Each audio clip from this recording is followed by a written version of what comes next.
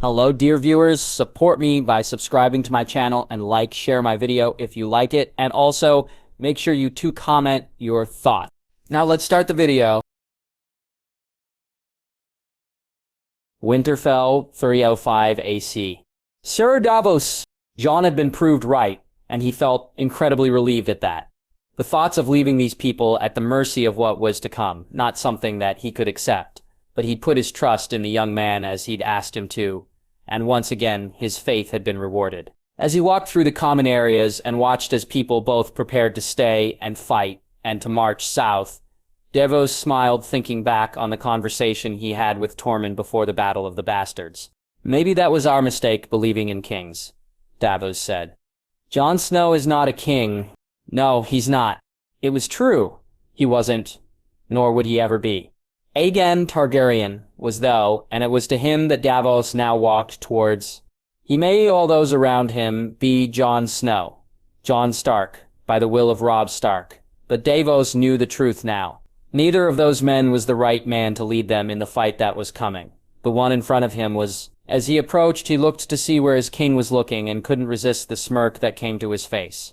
"Seeking your queen, your grace," he said, and Aegon looked his way. That small smirk the king wore more often now was present on his face. "My queen sent me away, Sir Davos. Apparently I scared the armorer," Axeared the armorer. "My queen has taken my advice and decided to avail herself of some protection." "Good," he said, and the smile he got back was a little fuller. "Walk with me, sir," Aegon said, and he did just that, briefly catching sight of the white wolf's fur near the armory. They passed by men loading carts, children, women, and those not able to fight, saying their goodbyes. Aegon looking at them all with a relieved look on his face. It was madness, he thought, that these people would have been asked to stay here, as the queen had said they'd need to be protected and still would on the road. But here they were, both a liability, because they took men away and a danger should they fall. As the Egg King stopped to look at Jaime Lannister organizing the wall's defenses, large catapults ready to fire flaming balls covered in pitch and large balls with jagged dragonglass sticking out from them. There were to be Mirish crossbows with bolts with dragonglass points and archers with dragonglass arrows along with flaming ones positioned on the walls, Lord Reed putting them through their paces. The Crenoghmen were the best archers in the north, and their rearwood bows would allow them to shoot further and truer than any others.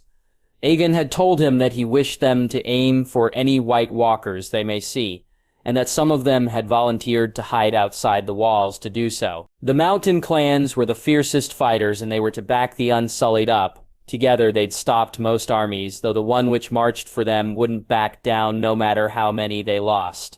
Once Aegon was happy enough with what he saw, they were walking once more, this time towards the Godswood. He saw Brandon Stark sitting by the weirwood tree, yet it was further in that Aegon brought him, soon coming to a small clearing where he was bid to take a seat. The king did not. Instead, he looked around and seemed to almost be waiting for something, though all Davos saw or heard was the rustling of the leaves. "I need you to march south with the others, Sir Davos," Aegon said, raising his hand when he went to object. "You're not a fighter, and though I wish you here by my side, I need you. My queen needs you where we're asking you to go." "Of course, your grace," he said as Aegon sat, his eyes looking directly into his own, and Davos noticed that they were much darker now, almost a purple instead of a gray. "I don't trust Sansa, as well, you know. Lord Tyrion either, and though Lord Varys will watch them on the road, I'd ask you to do likewise. But I also wish, my wife wishes for you to have this," Aegon said, smiling as he handed him the silver pin. Davos took it without looking, before he saw it clearly, and once he did, he almost dropped it to the ground. Then he almost shat himself, when from behind him the White Wolf came along with the queen and some Unsullied guards. "Your grace," he said, looking from Aegon to Daenerys. "Sir Davos, my husband, and I would name you as our hand," Daenerys said, as Aegon looked past him and to her. "Your grace, Lord Tyrion," he asked, confused, "has proved himself time and again to either not have my best interests at heart and be actively working against mine own, or to be incompetent. It's only because I still hold out hope it's the latter that the pin is all I've taken from him," Daenerys said firmly. "Sir Davos, I trust few people. You, Tormund, the free folk. and my queen's own men I count among those I do. We need someone we can trust for this, Aegon said. I thank you, your grace, for your trust. I'm not worthy of it, or this, but I'll accept both, he said, and felt the warm slap on his shoulder from his king. They were standing there speaking on things to come, making sure that until they reached a neck that it was assumed they were heading to White Harbor, when Missandei and Grey Worm found them. My queen, Lord Greyjoy, has returned. Missandei said, and he saw Aegon frown a little, though he said nothing. We should greet him, Jon. Daenerys said, and though he knew that more than likely everyone here knew the truth of Jon, it was clear it was not for everyone else to hear just yet. They walked back through the Godswood, Davos catching the look Aegon shot Brandon Stark and also the little glance that the boy shot him back. He wasn't sure what his king's issue exactly was with his brother, only that he'd gone from being happy to find out he was alive and back in Winterfell to wishing very little to do with him. He could understand it with his older sister. She was working actively against them at every turn, and Davos had been happy to see that the younger one and Aegon seemed to be getting along much better. But he'd gone from being obsessed with the survival of his family to almost being uncaring about them, and Davos didn't know the reasons why. Walking through the courtyard, he wondered what reception Theon Greyjoy had received here. Given what he'd done, it would not be a friendly one, he imagined. Winterfell 305 AC. Sansa. Tyrion had spoken at length and aired his grievances out, Sansa stunned to find that he'd lost his position as Hand of the Queen. Though when he'd explained what he'd said and done, she'd been less so, despite her own feelings on her half-brother and the Dragon Queen. She'd come to realize that Jon was right about something. She'd been too upfront about them. From the moment Daenerys had arrived, she'd been hostile, and in looking back in hindsight, she should not have been. She should have played the perfect lady, put on a smile, and acted a mummer, shown the face of a friend while keeping her true one hidden. Had she then, she'd be closer to the Queen's circle and in a much better position to see her fall. It was something she regretted now, and yet it was something that Tyrion too had failed badly at. He was also unable to keep his true feelings from showing, and in doing so, he'd proving that he was no friend of Jon's. It had cost him just as it had her. Listening to him as he spoke openly of revenge was another sign that he'd not yet learned from his mistake. It made her feel superior, smarter, that she had where he had not. Tyrion had always assumed himself the smartest person in any room, and it was now clear to her that he was not. I love the game, Sansa, and I'm good at it. She remembered how he had bragged when they'd been wed, while also shuddering as she thought on his face when he'd looked at her that night. She had been naive at the time and couldn't tell a look of desire when she saw one. Instead, she'd thought Joffrey's false smiles to be evidence of what a man who wished to be with a woman did. She was no longer that naive little girl, Littlefinger, Dantos, Marillion, Tyrion. They'd all wanted her at one time, and had she known then what she did now, then she'd have taken advantage of all of them. Ramsay had wanted her too, but he was playing a completely different type of game, and it was one she didn't have the skills for. Tyrion, though, didn't look at her the same way anymore. Yes, he perhaps still wished her in his bed, but he didn't desire it greatly, certainly not as much as he wished for revenge, and so it would that she'd use against him. They'd be allies for as much use as a hand without a position could be to her, and he could do the things that she could not. We need to see her weaker, Sansa, to see her suffer loss and setback, and to have her reach out for my counsel, Tyrion said. How? She asked. Here and now, there's little to be done, but once we leave Winterfell, and once the battle against the dead is done, then we make our move. You wish us to ally with your sister, she said, keeping her feelings on that to herself. Partly, we need to exchange information with my sister. Information that can see Daenerys fall, just a little. Enough so we get what we both want, but not enough so my sister can actually win. Can it be done? I've done it once. I can see it done again, Tyrion said. So they were allies now, and she'd let him do all the heavy lifting on his side of things. The actions Tyrion was taking would be outright treason, and her own role in them had to be limited. She couldn't risk being found out, as she was no longer sure that her position offered her the safety she hoped for. Would Jon go against his wife, for her? At one point she'd have not needed to even consider it. His love for family would have been enough. Now he may very well consider his new wife to be more his family than she. The Lords of the North would have stood for her, but now she wasn't sure. And while she knew Lord Royce would, she needed more allies before she could be safe. After Tyrion had left, she'd spent most of the night looking at each of the great houses and trying to see which one served her needs better. If she was being forced to go to White Harbor, then she could divert from there and head to the Eyrie. It was not something she'd have contemplated this early if she was still in favor, but she was not. The North wouldn't come to her before the battle to come. The only way she'd rule it would be after they'd won. It was time she was wed once more, and once she had the veil. Once Robin was dealt with, then it would be to the Reach she'd look. Her fingers traced the names of the great houses of the Reach: Hightower, Rowan, Redwine, Tarly, and Tyrell. Sansa cursing her misfortune when she looked at the last two. Loras would have been the best choice, and Dickon Tarly, closely following behind. Both men, though, had died by fire, even if it was two different types. House Hightower would perhaps be the power in the Reach, but Sansa knew all but the second son were married, and Ser Baelor had heirs of his own. Lord Rowan had only daughters, and so she found her fingers tracing House Redwine's name. Sers Harris and Hobber, the Horror, and the Slobber, as she remembered them both now. Two red-haired, square-faced, freckled boys who would follow Marguerite around in the hopes of receiving a smile or nod from the Rose of Highgarden. Sansa struggled to try to remember who was the oldest out of the two. "Well, at least our children will have my hair," she said with a dry chuckle, when she realized she could not. She closed the book and made her way to her bed, her mood darker now than it had been earlier. Marriage was not something she looked forward to, nor something she had thought she'd have to endure once more. The thoughts of having to lay with a man once again were thoughts she'd forced from her mind, ever since she'd fed Ramsay to his dogs. If she was being honest with herself, it was a large part of the reason why she'd brought Littlefinger down. Had she not, then he'd have soon looked for her to pay him back, in ways that she wasn't sure she would ever be able to again. Now, because of her half-brother, her bastard brother, and his damn dragon queen, the voice in her head shouted, now she'd be left with no choice.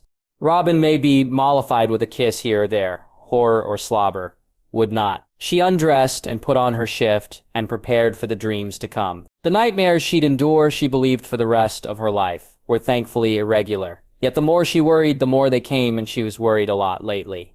My lady, the girl said, shaking her awake early, the next morning. What? How dare you? What is the meaning of this? She said angrily, using the sheet to cover her scarred skin. My lady, Theon Greyjoy has arrived. He wishes to speak to you. The Inchu said softly. She hurriedly dressed and made her way to the great hall, finding the Dragon Queen and Jon already there. Theon was speaking to Daenerys and then looked her way once he noticed her. But why aren't you with her? Daenerys asked, and Sansa looked on as Theon looked at her. I want to fight for Winterfell, Lady Sansa, Theon said, and paused before looking at her. If you'll have me. She felt the tears threaten to fall, a genuine feeling of happiness and something else, hope, coming over her. Moving quickly, she embraced him and felt the comfort of his arms. He'd come for her. He'd come, whether it was the feeling of gratitude she felt because he had saved her, or just that he was picking her over his queen, she couldn't be certain of which. Only that he had come for her and she needed someone. Winterfell 3005 AC. Daenerys. Though he'd threatened him and had killed the Glover Lord, Aegon had done both things for good reasons, and so Varys had accepted them as such. He'd been threatened to protect his queen and now wife, and Glover had needed to be made an example of.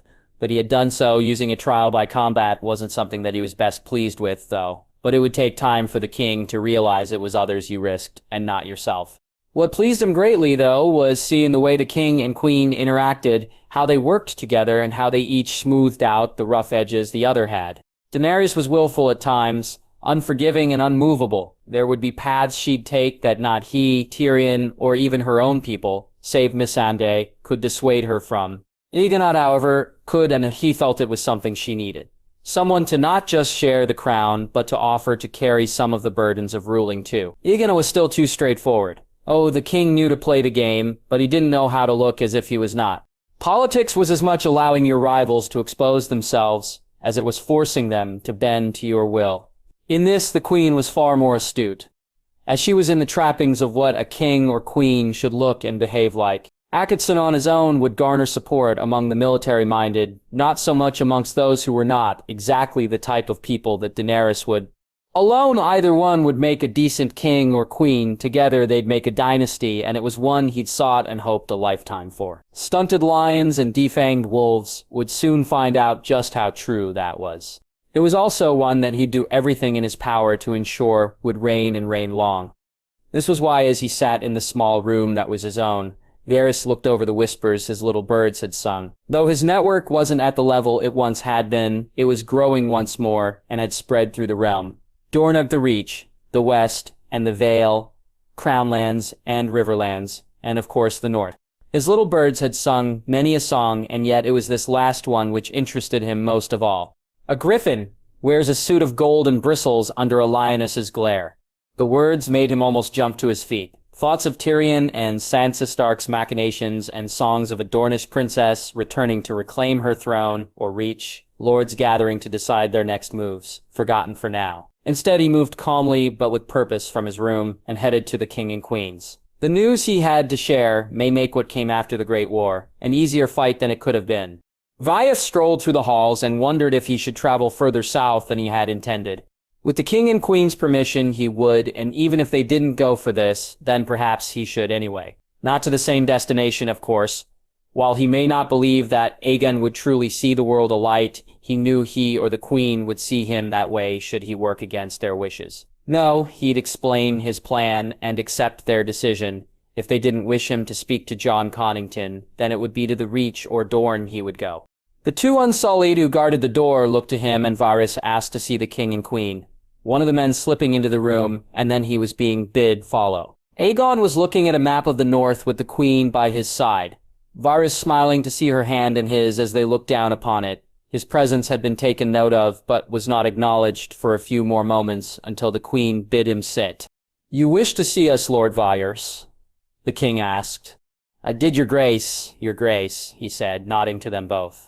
"I've received an interesting song from King's Landing, one which I think gives us an interesting option to explore." "Go on, Lord Varys," the queen said.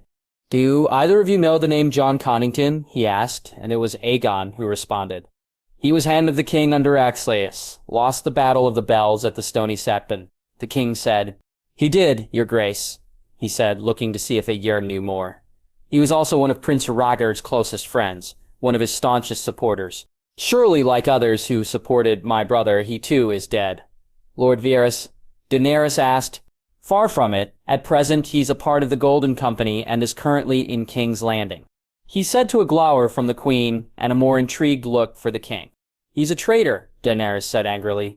"I think Lord Varys believes not, my love. Else he wouldn't be bringing this to us." "You think him still a leal man when it comes to House Targaryen?"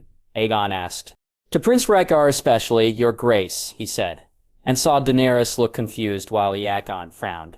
"It's too big a risk," Aegon said, shaking his head as Daenerys looked to him, still unclear what he was speaking about. "Aegon," she said softly, "Lord Varys wishes to use me to bring Lord Connington and the Golden Company to our side." Yaxod said, and Daenerys looked to him to see that indeed was his plan.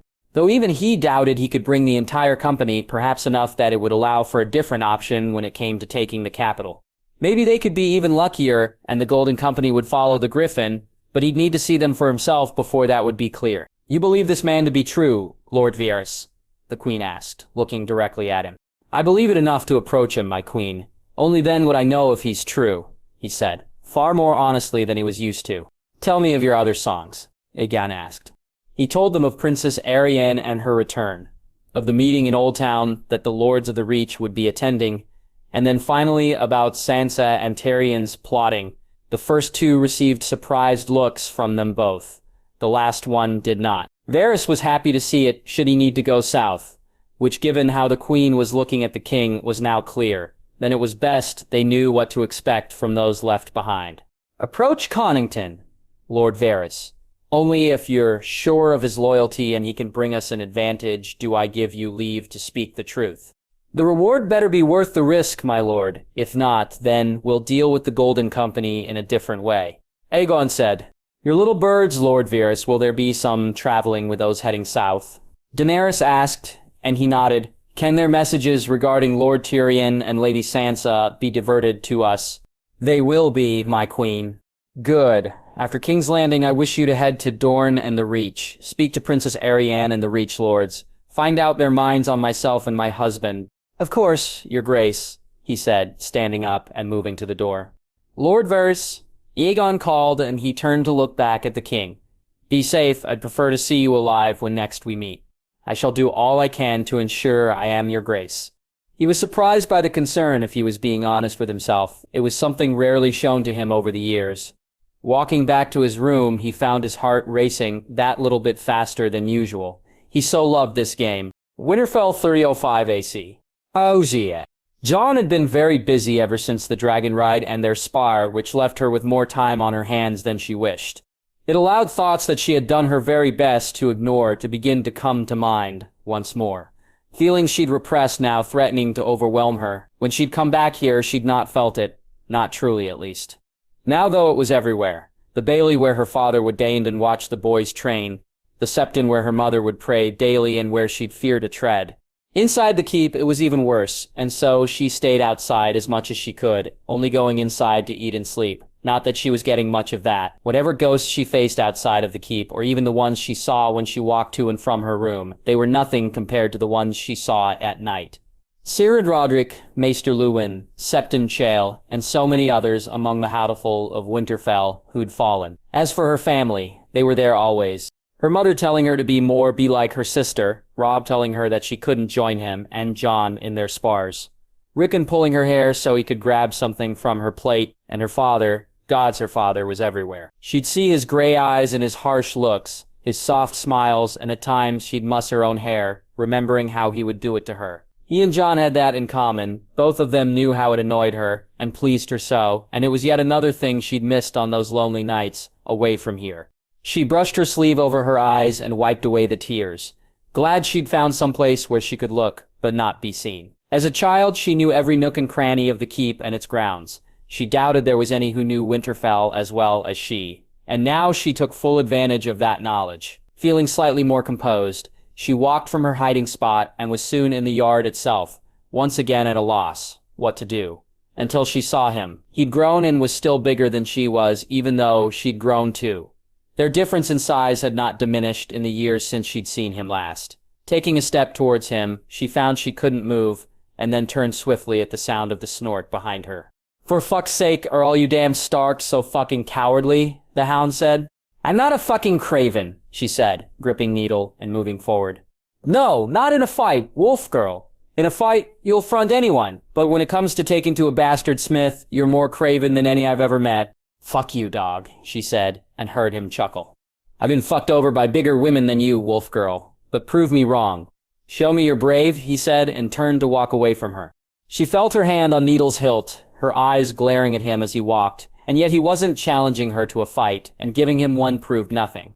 So she turned and walked toward the smithies, her steps slow and nervous as she gathered up her courage to walk inside. By the time she got there, she was embarrassed. She was Arya Stark of Winterfell, sister to a king, and had traveled the world alone for years. What in the seven hells was she afraid of? He stood there, swinging his hammer and smacking it down on the dragon glass. Arya standing to one side as she watched it be broken up. Without turning around, he picked up the broken pieces and began to fix the jagged edges to the tips of spikes. Or to take the larger pieces and put them to one side so they could be used on the unsullied and other people's spears. It was an incredible thing to see, the lines of daggers, arrowheads, spear tips, and then the smaller broken pieces being fitted to spikes and added to the hardened mud balls. Arya having watched as Jon showed the usefulness of them by aiming them against some dummies. "Are you not going to say anything?" Gendry said, and she blushed, realizing he'd been watching her as she had him, so she shook her head and moved towards him, handing him a drawing. "I want you to make me this," she said, and he looked at it, and then her, Arya trying not to look at him in return. "A weapon?" he asked, and she nodded. "Can you make it or not? Both ends need to have dragon glass attached," she said, and he looked at it again, while she took the chance to look more closely at him. His arms were bigger, his chest too, and yet he was the same also.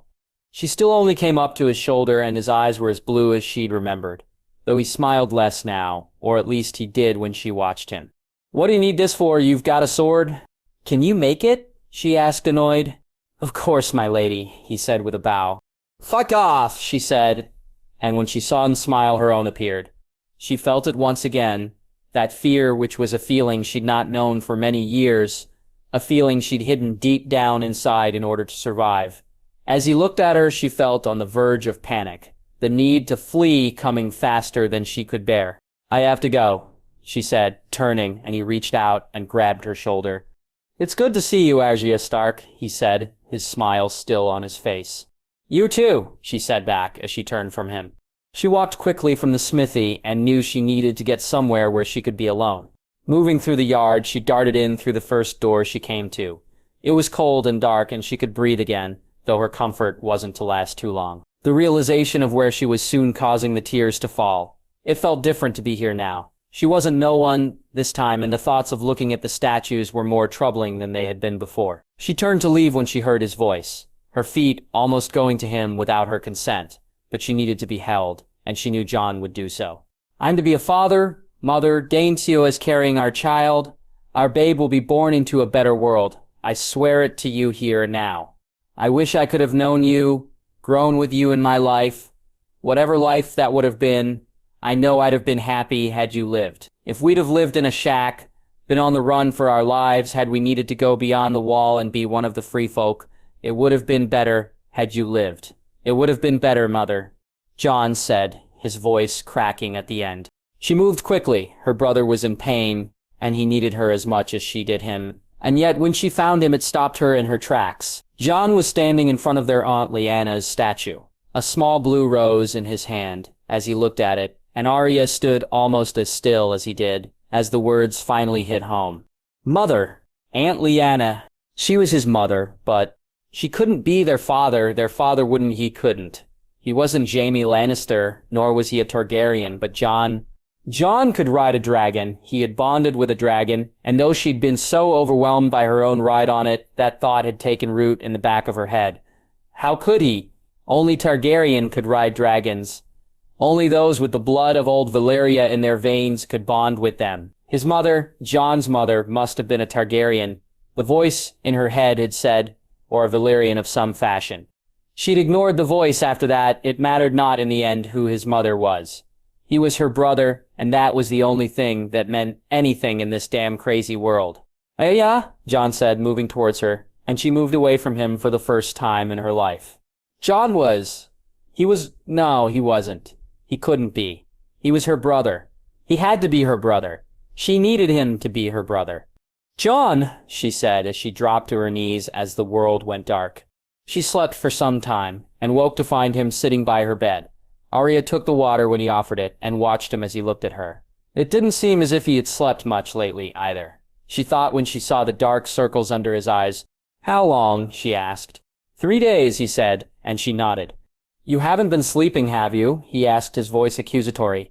You're not my brother, are you? She snapped back. I am your brother. I've always been your brother, he said firmly, and she grabbed him and held him tight, feeling herself sob against him as he softly rubbed her back. He held her for some time, and she felt as if a huge weight had been removed from her chest. Her greatest fear was that she was alone in this world once more. But as she moved back from him and looked into his eyes that were now more purple than the dark gray they had always been, she knew he didn't see her as anything less than she saw him. Will you tell me everything? She asked, and he nodded. Aye, but not here. No, not here. Has everyone left? She asked, wondering if Gendry had traveled south. Mostly, Sansa hasn't yet, Jon said, and she got the feeling that her collapse wasn't the reason. Why? She asked. The Ion. Jon said, and she looked at him curiously. I'll tell you later. I'll have some food brought. You must be starved, he said, and she nodded, half expecting her belly to rumble when she noticed just how hungry she was. He reached down and mussed her hair, and she found herself giggling as he kissed her forehead and moved away. I love you, little sister, Jon said and smiled nervously. He looked at her. I love you too, brother, she said, seeing his smile being far more true as he walked to the door. She lay back down on the bed and closed her eyes, the ghosts appearing once more. Though this time it felt different. This time she felt at peace, and she welcomed seeing their faces. They were part of her, and her them. They were her blood, her family. Just as Jon had always been. Winterfell 3A5 AC. Negage Mormont. The preparations were unlike any she could ever remember. Dothraki, Unsullied, Knights of the Vale, Northmen, and Wildings, all working hand in hand on the biggest battle plan she had ever seen. Winterfell was being readied for a siege, an attack, and from what she'd seen and what Jon Snow had said, this attack would be full-on and constant. There would be no respite to be found. No quarter given, the dead would come, and until they were defeated or Winterfell had been taken, the fight would go on. Watching as dragons burned the ground to allow for trenches to be dug, as weapons of steel and iron were replaced with a glass that looked far too brittle, Meg felt her eagerness for the fight to come begin to rise. 5 years she'd wallowed and withered in her despair. 5 years where she'd left her last remaining child alone in a world that was far from certain. The flayed man could have sought to take Bear Island, Rosier's mad dogs could have been unleashed on her Lyanna, and yet Meg had been grief-stricken and paralyzed for far too long. Even when she had decided the time was right, she'd waited, hesitated, and days had turned to weeks, to moons, and even years. It was only seeing the vision that had held her mace in the end, and only the knowledge that she could save her little bear that had kept her at Greywater Watch for these last few years. Meg shuddering when she closed her eyes and saw it once more. The dragons flew and were taken down to the ground, the queen falling and soon running only to be saved by a man bearing the bear of Bear Island. Jorah fought valiantly. Jorah fought nobly. Jorah fought honorably. And Jorah fell while protecting his queen. Jon Snow faced off against a dragon, and around the keep, men fell and rose again, and all seemed lost. The girl was hurt and moved, yet, she shouted. The bear. She was clear for all to see, and the giant her target. The sound of bones being crushed as she was lifted from the ground was not enough to stop her, and she thrust forward, the knife buried in the giant's eye as both fell to the ground, the last of their line dead way before her time, before she could find love, marry, bear children, before she could grow to be the woman she should. Megid had not wished to see more, could barely bear to look, and yet the gods in their cruelty were not done with her yet. She watched as the north fell to famine and disease, to wars and petty squabbles, as city by city turned to dust, as beyond the wall, a man who should be king wasted away in front of a weirwood, and as time moved ever on, for thousands of years the north had stood, proud and against all odds, and yet in less than a generation all of that had been wiped away. Yet it was to the girl that Megs looked, and not the north itself, to her daughter, the last of her blood as she was killed in front of her eyes. She had thought the pain of Daisy's loss was something she'd not be able to survive, and yet seeing Lyanna's through her own eyes hurt even more. The gods showing her what was to happen, and then the voice telling her that it need not be that way. The voice sounding older than time itself, and yet filling her with a hope she'd thought lost. Wait for the call, Megs of House Mormont. Wait for the call, and you can save the North, your house, and your child. Wait, and all is not lost. So she had done as the gods bid, and as she walked into the great hall and saw Lyanna sitting with Jorah, she felt that there was still hope to be had. Their people were heading to the south for their protection, their king and queen making preparations for the war to come that they'd not done before. It was with a smile on her face that she sat down and drank the offered ale, a smile that didn't last very long when she saw the scowl on Lyanna's own. "What's wrong?" she asked, and her daughter motioned to where Sansa Stark was sitting. Megan looked over and couldn't see what it was that annoyed Lyanna so, for a few moments before she did, and felt her blood begin to rise. Sansa was smiling and laughing with Theon Turncloak as if he was not the root cause for most of the North's problems. Had he not betrayed Robb, if Winterfell hadn't fallen to him, and Bran and Rickon Stark hadn't been presumed dead, how different may things have been. Her hand moved to the knife at her hip, and she gripped the hilt, and she glared at the two of them, rising to her feet when she could take no more. "Lycaon!" Sansa Stark screamed out, and then the great hall was in chaos, the blood pumping from the Turncloak, and Mage could only hope that the girl who'd stabbed him had an aim that was true. "Get Wolkan," she heard the king call out, and then a girl's voice shouted out. "He deserved it, he deserved it. He killed my father," the girl said as she cried. The maester arrived, and Theon was helped to his rooms. Nege, sorry to see the knife had just caught his shoulder and not his neck, as she had hoped. She heard the slap and scream from Sansa Stark, and the girl just took it, the queen ordering her guards to keep them away from each other. "She needs to be punished. Your grace. Executed. She's broken, guessed right. I demand her head," Sansa Stark said loudly, and Maggie shook her head. A wolf standing up for a damn kraken. What had the North become? "You don't get to demand anything of a queen, Lady Stark," the king said. "So, there is to be no justice. Is this the world you're building?" Sansa said bitterly.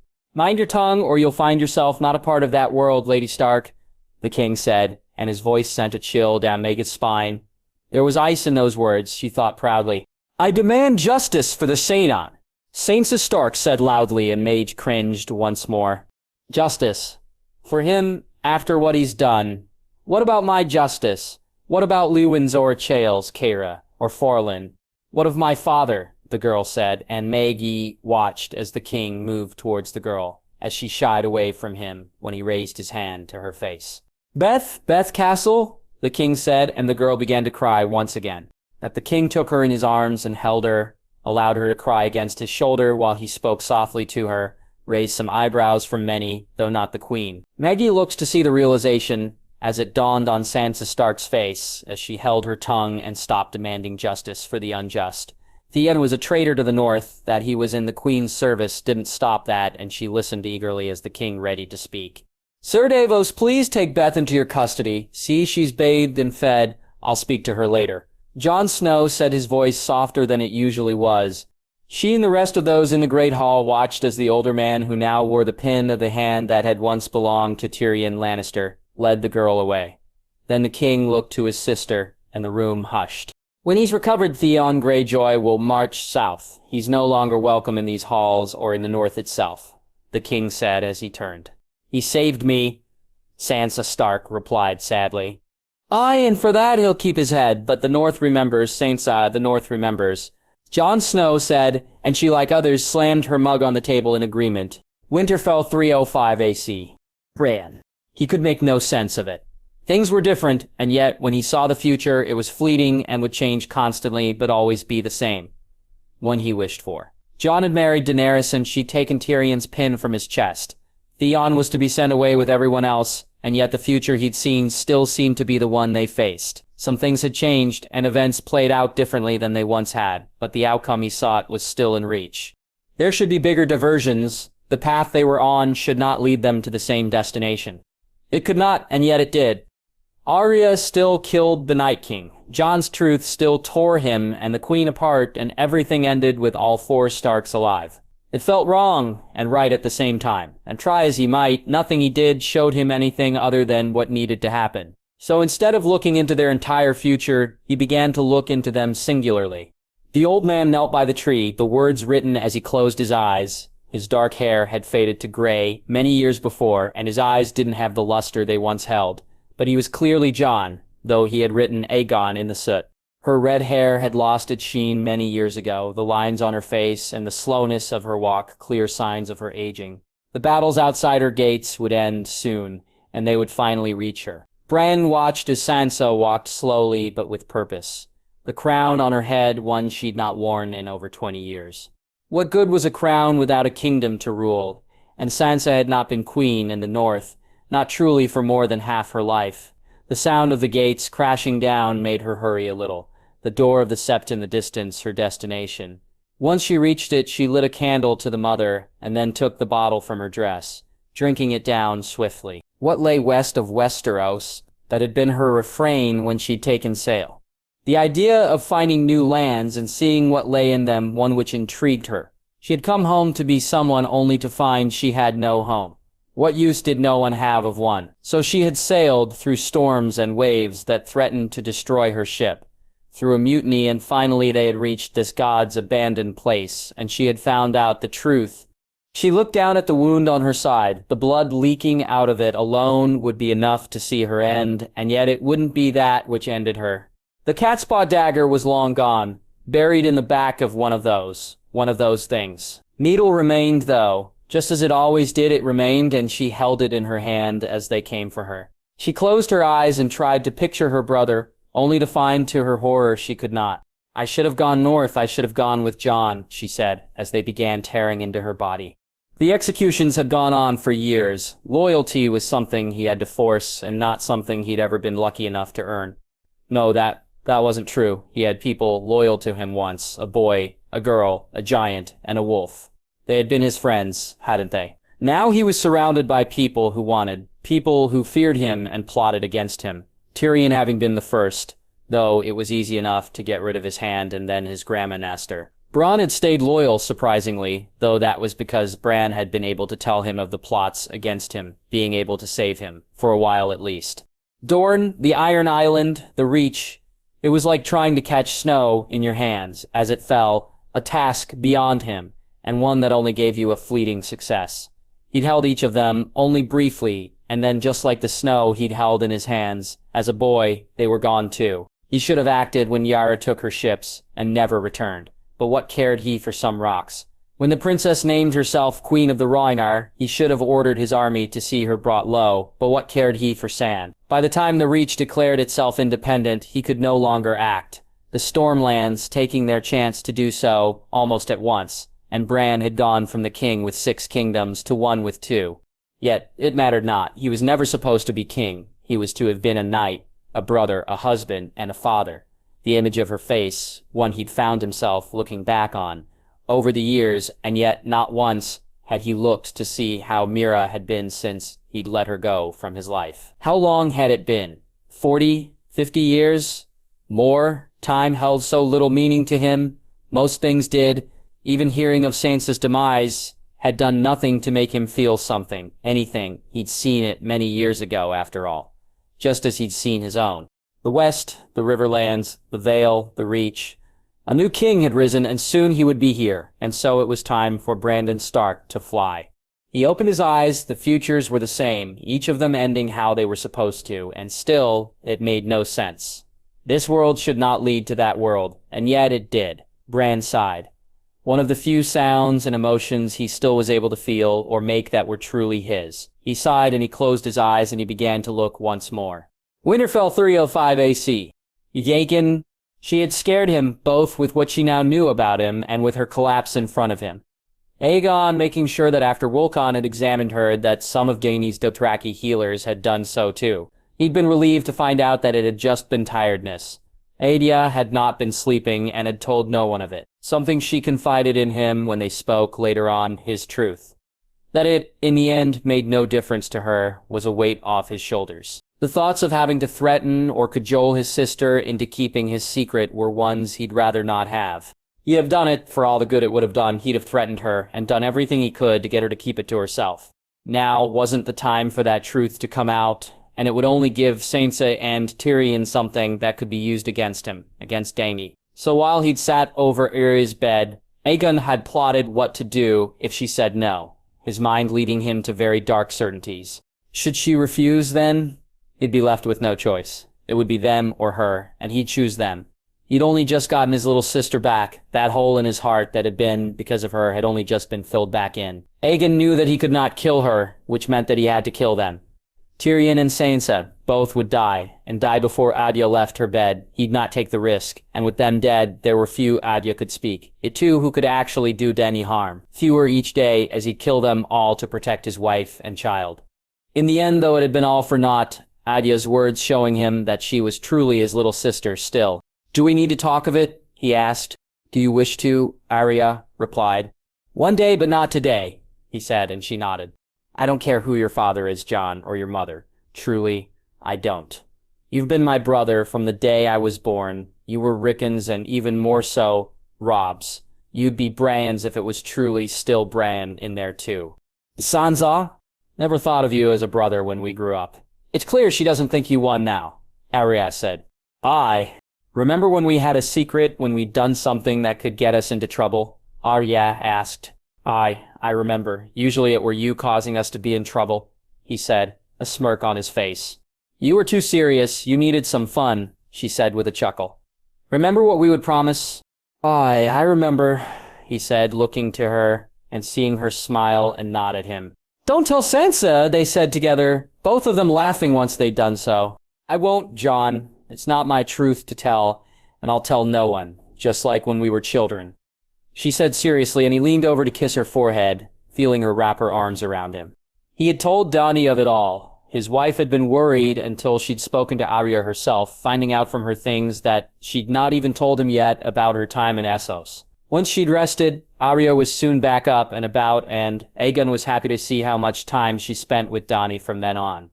He'd find both of them laughing and Arya telling stories of him growing up, Aegon filling in other parts that even Arya didn't know about. "You really hid in the crypts to scare, Sansa?" Dany asked, the smile on her face a clear sign of the amusement she was feeling. Aye, bloody hours I hid. Tried to scare this one too, only to get a kick on the shin for my trouble. You were a terrible ghost, Arya said, as the laughing started again. It was a strange feeling. Yara never spent any time with Sansa at all. She barely even spoke to her, and as for Bran, no one spent time with him.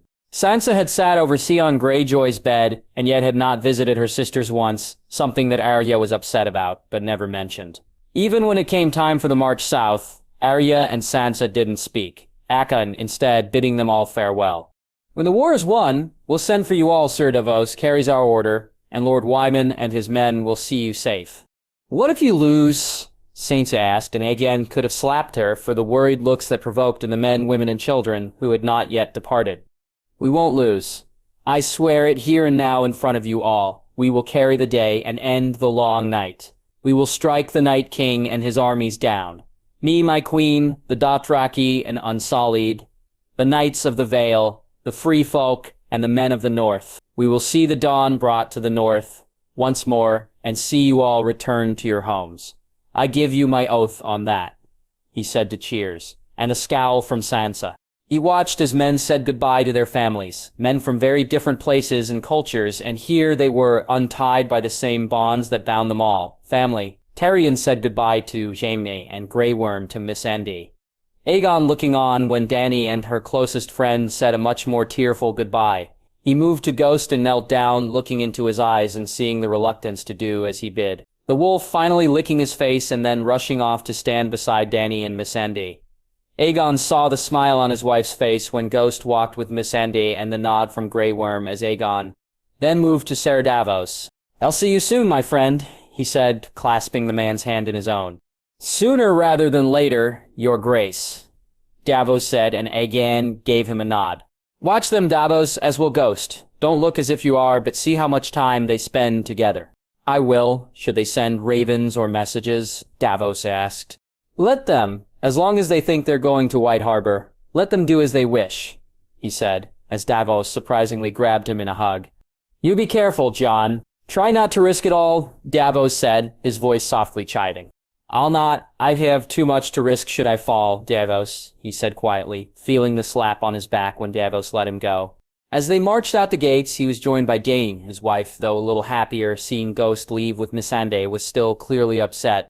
Aegon wasted no time in taking her in his arms, feeling her lean into him as he whispered they'd see them soon, and that at least they'd be safer where they were going.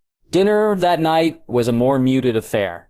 Most people's minds were still on their family and friends that were now elsewhere.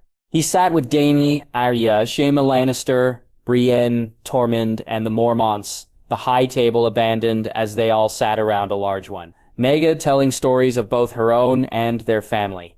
Aegon asking for and receiving tales of his mother, though they still thought her his aunt. He told his own stories of Jazir, and then smiled when Jaime Lannister told stories of Rhaella. Dany's own smile soon appearing as she listened to tales of her mother. That his wife was too tired for them to lay together was a surprise, and it soon became clear that it was worry and sadness that made her feel that way. So instead, he held her in his arms and allowed her to sleep as he told her over and over that they would win and she would see her friend once more. That one day she'd look on as Missandei taught their babe languages that neither of them could speak, as she fixed their daughter's hair or scolded their son. When they woke, they broke their fast alone, neither of them wanting to face people before they had to. Aegon was glad to see his wife seemed in a far better mood, and that her appetite was ravenous as she ate his meal, as well as her own. She was not, however, unhappy about his jape that he'd need to find a breastplate stretcher. There's no such thing, she said, and he ducked a slap she aimed at his head. Aye, there's not, he said, moving to kiss her. Are you truly sure this is what we need to do? She asked, after a few moments. It is. The meeting was far larger than a war council should be. There were far too many prickly lords who'd have taken offense at not being invited, and so it was held in one of the larger reception rooms. There were no chairs set up, nor refreshments offered or ordered. It would be simple and direct, and once done, he and Dany would leave that very day. They arrived last, as was a king and queen's right, and Aegon looked out at those assembled, some of whom already knew his mind and the roles they'd be given this day. My lords, my ladies, it's time we made our plans known. Aegon said, looking to see those who were unaware. Look on eagerly. Sir Jaime, you are to be in charge of the seeing to the defenses outside the keep. I believe his grace has told you exactly what is needed. Yardi said, and Jaime nodded. He has your grace. The trenches have been dug and will be lined today. The other defenses within the next 2 or 3. Lord Royce, Aegon said, and the Lord stood forward. Your grace, Quano will show you where the Knights of the Vale are to line up. I'd ask you to ride the ground with him and the Dothraki, to see if there needs to be any alterations to the plans.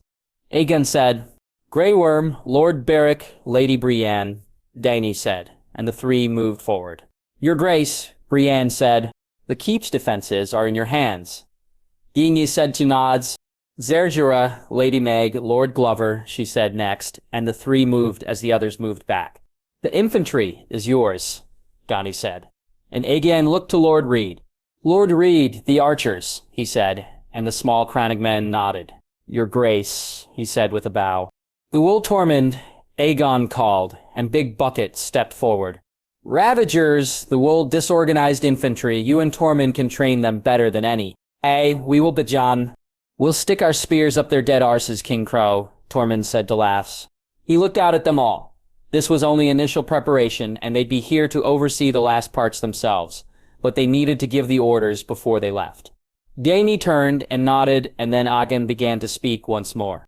The army we face is much larger than our own, very much larger. Should they arrive here unhindered, then even with all our preparations, it may not be enough. I say this not to worry you, or to cause you to doubt, but only because it makes what we must do not just necessary, but crucial. His Grace and I will take the dragons and fly towards that army. We'll hit as many of them as we can. We'll harass and harry the army for as long as we can before we will return. With luck and the will of the gods, we'll diminish their numbers enough that we'll have the edge, Jaime said. Should you be risking yourselves of the dragons so? Arya asked, and Ak smiled at her concern. Life is a risk, Arya, but we'll take no more than is needed, Dany said. My lords, my ladies, the Night King and his army marches towards us. It's time to show them what they face. He is not the one who decides our fate. He does not get to decide where this battle is fought. I say if he wants a fight, then we give him one. We bring the fight to him. Sunspear 305 AC. Yarianne, 4 years she'd been exiled, 4 out of the 5 that she'd been sent away for. During that time, she'd grown so much closer to her mother in Norvos, and though she'd not come back to Dorne with her, she would soon be joining her. Arianne was more than grateful for that, as given what she'd come home to, she knew she'd need all the help she could get. Dorne was on the verge of civil war. Factions that had long since been silent had been riled up at the deaths of first her father and then of those who'd killed him. Arianne herself was not sure how she was supposed to accept what had happened. True, her father could be frustrating in his carefulness, but he didn't deserve that end, and her aunt and cousins had shown what being reckless led to. Not that she didn't mourn them too, Naomi Tiand, and she had been especially close. More like true sisters than cousins, and Ellaria had been a source of great comfort to her, while her mother was so far away. She could only put down what her aunt and cousins had done to madness. It wasn't Ellaria and the Sand Snakes who had killed her father.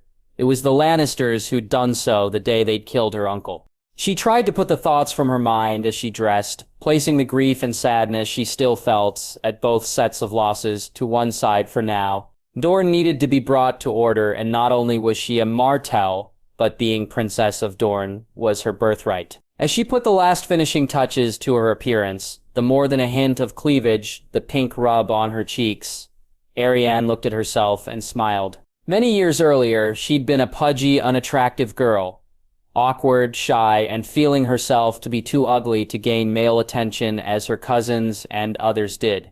That girl no longer existed when she looked into the looking glass. Turning away from the image she presented, Arianne walked to the door, ready to reclaim her birthright.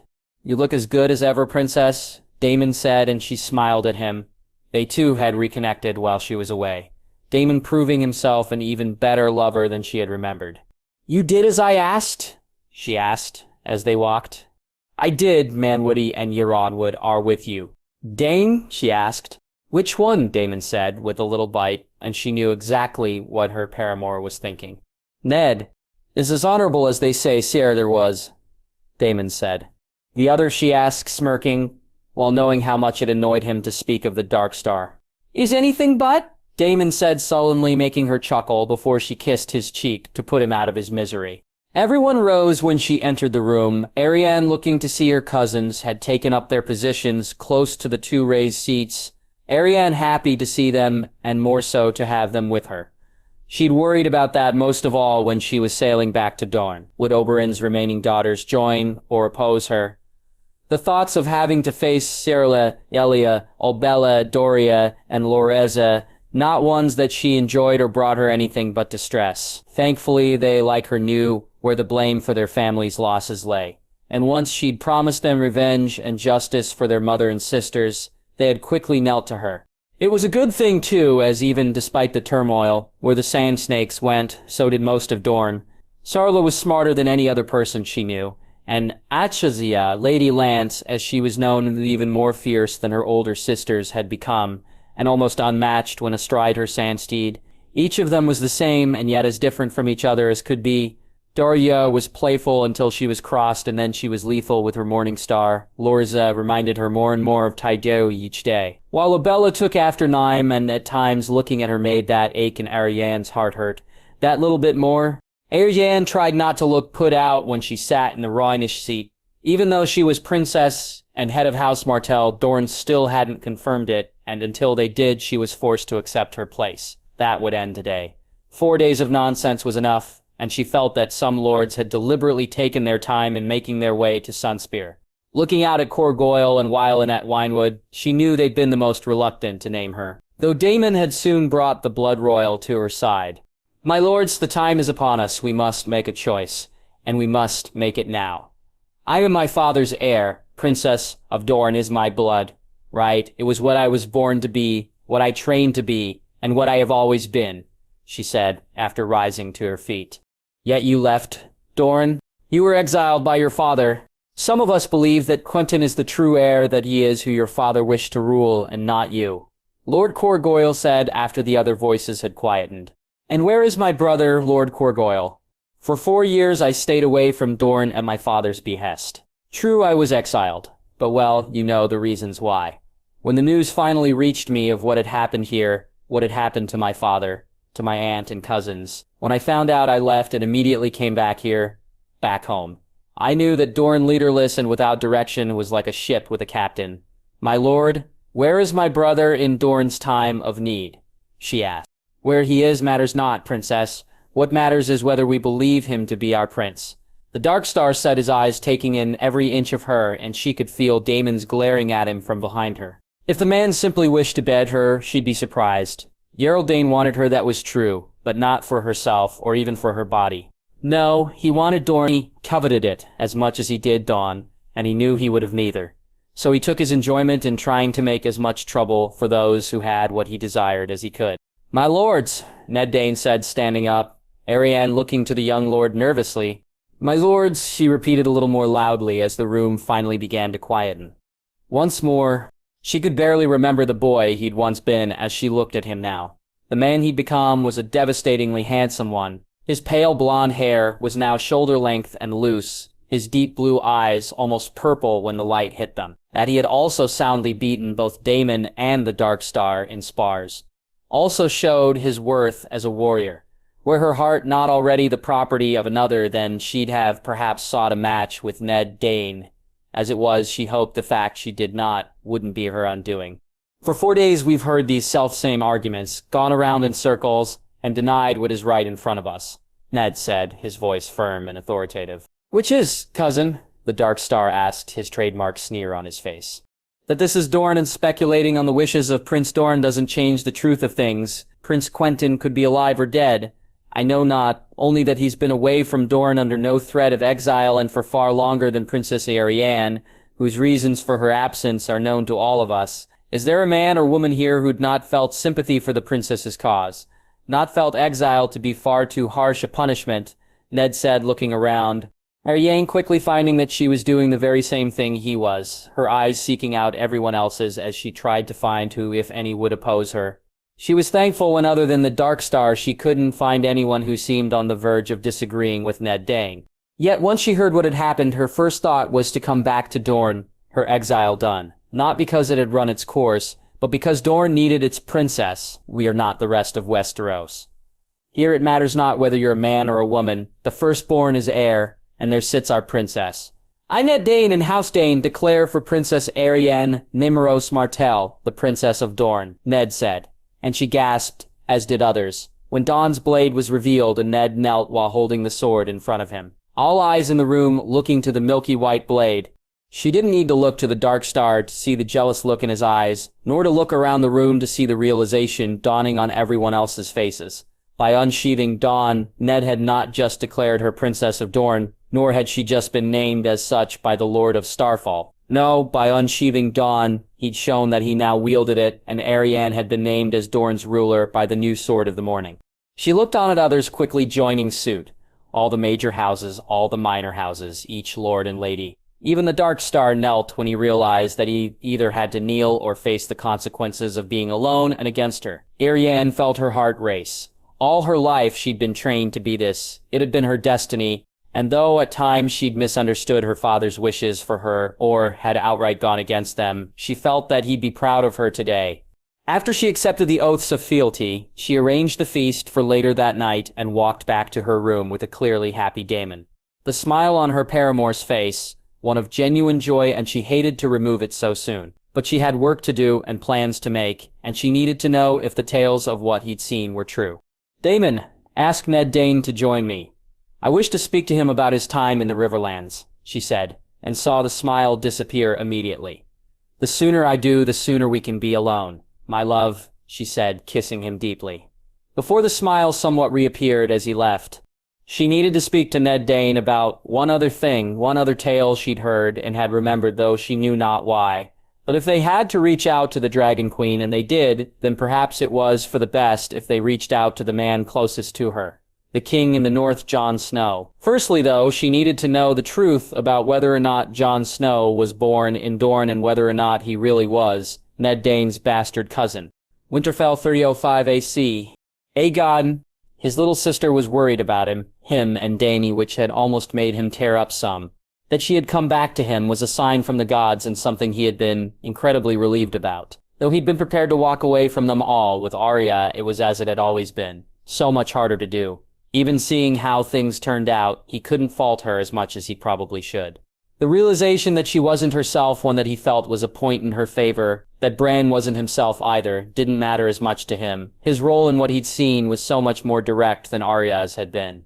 Aegon didn't truly understand it himself. It was a vision, but more than a glimpse into a life not lived, but more than that, and he wasn't truly sure if he wished to pull on that thread more than he should. Certainly not with the fight to come, and so he tried his best to put it out of his head, only to find that certain things brought it back to him. Looking at Bran as they walked to the dragon's being, one of them, as unbidden a piece of the vision, quickly came to him. He saw Sam running from the room, upset at what Dainty had told him, and almost sobbing as he did so. After Sam stumbled down the stairs, Aegon saw how he looked around and how he focused on Bran, almost as if he was being drawn to him as he moved quickly towards him. Aegon could feel it, the sadness that Sam felt, the loss of his father and brother, almost causing him to fall to his knees. There was something else there too, something he couldn't quite place until finally it dawned on him. Anger, a desire for vengeance, a desire to see Dainty brought low. "What are you doing out here?" Sam asked, his voice almost cracking. "Waiting for an old friend," Bran replied without feeling as usual. "It's time to tell Jon the truth." "Nah, you're his brother. Shouldn't you tell him?" Sam said, and Aegon couldn't be sure if he was afraid to tell him or if he genuinely wished for it to be his so-called family who did so. "I'm not his brother. He trusts you more than anyone." "Now's the time," Bran said. The image was gone as soon as it had appeared, and Aegon felt his hand on Longclaw's hilt. He even took a step towards Bran, changing his direction and causing Arya and Dany to almost bump into each other. "Jon?" Yaya asked, worriedly, and Aegon shook his head. "Sorry, I got lost for a moment," he said, as Dany looked at him, and he smiled to try and show he was over his misstep. It worked as they walked from where Bran was and left the courtyard. The truth was, he was anything but well. What had been just glimpses before had started to become clearer views of things. Though he'd seen everything on the ship that first night, some of the details were lost to him, some of the finer points and little subtleties lost in the overall horror of the bigger events. Seeing Rhaegal fall, watching Dany as she and Drogon rain down fire on King's Landing, seeing Varys, Tyrion, Sansa, and Bran's betrayals, and of course what he had done in the throne room, all of that making the little moments, which were just as bad or terrible, worse somehow than the larger ones, almost become blurred and be lost amongst the larger events. Some of them had started to come to him at the most inopportune times, others as he slept, but never had he seen the one of Bran and Sam before, and never in the context he'd just now seen it in. Each word Bran said rang out true. He'd sent Sam because the fool that was Jon Snow had believed him to be his friend. He'd trusted him without question. Bran had sent him because he knew that he was sad and angered, and whether or not Sam actually cared for him at all, Bran had known right then, right there, exactly how Sam would act. It's time to tell Jon the truth. Now is the time. I'm not his brother. Each of the words resonated with him even more as they neared the dragons. The words were the unvarnished truth. Bran was not his brother. And as for why, now was the time, or why it was time to tell Jon the truth. That much was obvious. He needed the wedge to be driven between them at the worst possible time, even going so far as to risk the fight against the army of the dead to do so. Why not tell him after the fight? Why not wait until the fight was done and they'd won the day? No, it had to be then. Aegon thought as he remembered the images of the feast that had been held once they'd won. The gap between them had already become a chasm by that point, and he'd offered her no comfort for the loss of Ser Jorah, nor had he worried about her safety when he'd fought. "Jon, are you sure you're up for this?" Dany asked, looking at him with concern. I'll feel better when we're in the air," he said, smiling. When he looked at her, and as he saw Raquel over her shoulder, Ser Jaime, Ser Jorah, Grey Worm, and some of the northern lords waited for them close to where the dragons had made their lair. Aegon looking to see Jaime, especially looking curiously at him, before, as always, Tormund made his presence known. The bear hug he grabbed him up in was one which almost crushed his bones, though it did at least bring a true smile to his face. "You're sure about this, King Crow?" Tormund asked worriedly. "Aye, the more we can take out before they get here, the better chance we have." "The wool?" he asked. "Not bad for a kneeler. We're ready to back up those cockless men," Tormund said, and Aegon nodded. "Return to us, King Crow," Tormund said, his voice matching the genuine look of concern on his face. "Lord Reed, Lady Mormont," he said, looking to both. "Your Grace, all you've asked for will be done by the time you return," Lord Reed said. "I thank you, my lord, my lady." He looked on as Dane spoke to Grey Worm, Kuno, and Ser Jorah, giving them their own orders as he moved to Ser Jaime and Brienne. "Ser Jaime, I leave the defenses to you," he said, and Jaime nodded. "They'll be ready, Your Grace. You have my oath on that," Jaime said, looking at him as if he wished to say more. "We'll take no risks, sir. We'll fly high when needed, and should it become too dangerous, we'll return immediately." "Be safe, Your Grace," Jaime said, before moving to say the same to the Queen, while Aegon said his farewells to Arya. "Do you really have to go?" Arya said, and he reached out to muss her hair, glad when she let him do so. "Aye, we can make it a much more even fight, Arya. We'll be back. Both of us," he said, looking from her to his wife. "Promise you'll not rush straight in. You'll at least think before you act." Lordia said, and Aegon chuckled. "Ser Davos been telling tales," he said, and saw her nod. He hugged her tightly and felt her hug him back as he whispered in her ear that he'd not take any chances. And then he promised her that he'd return. When she went to speak to Dany, he felt that ice that had been around his heart when it came to his family completely melt away. In Arya's case at least, Aegon, knowing that no matter what else happened from now until the fight was done, he'd gained far more than he'd lost when it came to the Starks this time around. After whispering in Daenerys' ear, they climbed up onto the dragons, Aegon wondering how far the army of the dead were from Winterfell. A small part of him worried about leaving the keep without the dragons to defend it, yet he knew the Night King would not attack with them gone. Even with an undead dragon, he couldn't get what it was he wished for, and as Aegon looked to Dany and they took to the sky, the plan he had for giving that to him had already begun to take shape. "Yes, he will. He'll come for me." Bran's voice said in his head, this time with no image with it, not that he needed one. Ag smirked as they flew over Winterfell. "Don't worry, brother," he thought, with a look down at the courtyard before they flew further north. "Don't worry, brother. He won't have to." Aegon said to the wind as Rhaegal roared loudly in approval, "Old Town 305 AC. Seer Baelor Hightower." If there was any further evidence needed that the queen who thought herself a lioness was nothing more than a crazed cat, then it had just been provided for them. Not content enough with blowing up a suppet and killing hundreds, including her kin as well as his, Baelor, still not able to dwell on thoughts of his good brother, nephew, and especially his niece's demise. Nor was it enough that she had sent an army along with that turncloak Tarly to sack Highgarden and steal its stores. No, now she had to go and align herself with the damn fucking Ironborn of all people.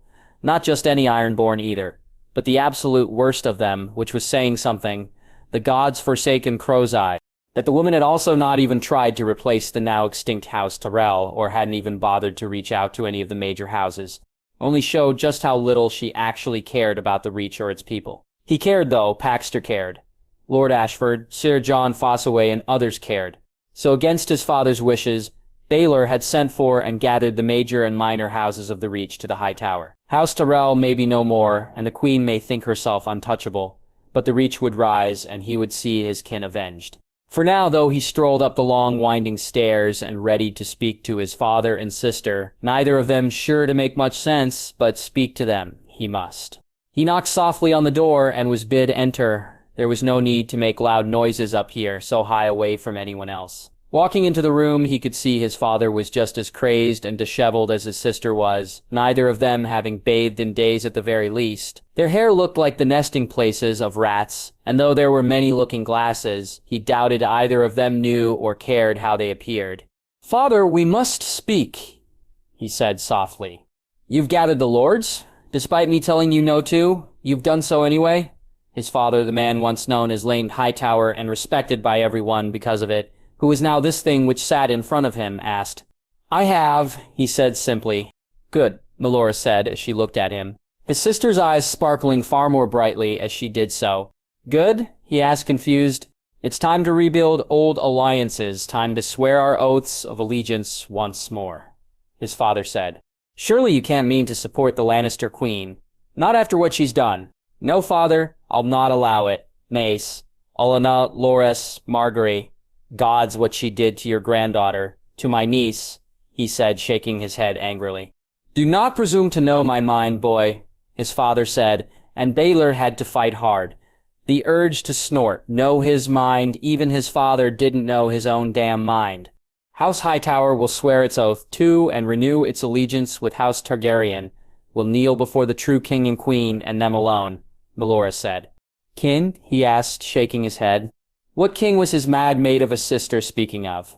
"Jon Snow, he and Queen Daenerys are already wed. House Targaryen will rule these lands and will play our part in seeing that it's done, in seeing the wrongs righted," Melora said. "You wish to place a bastard king on the throne?" he said, shocked that his father, who'd ever been pious and faithful, would ever support a bastard.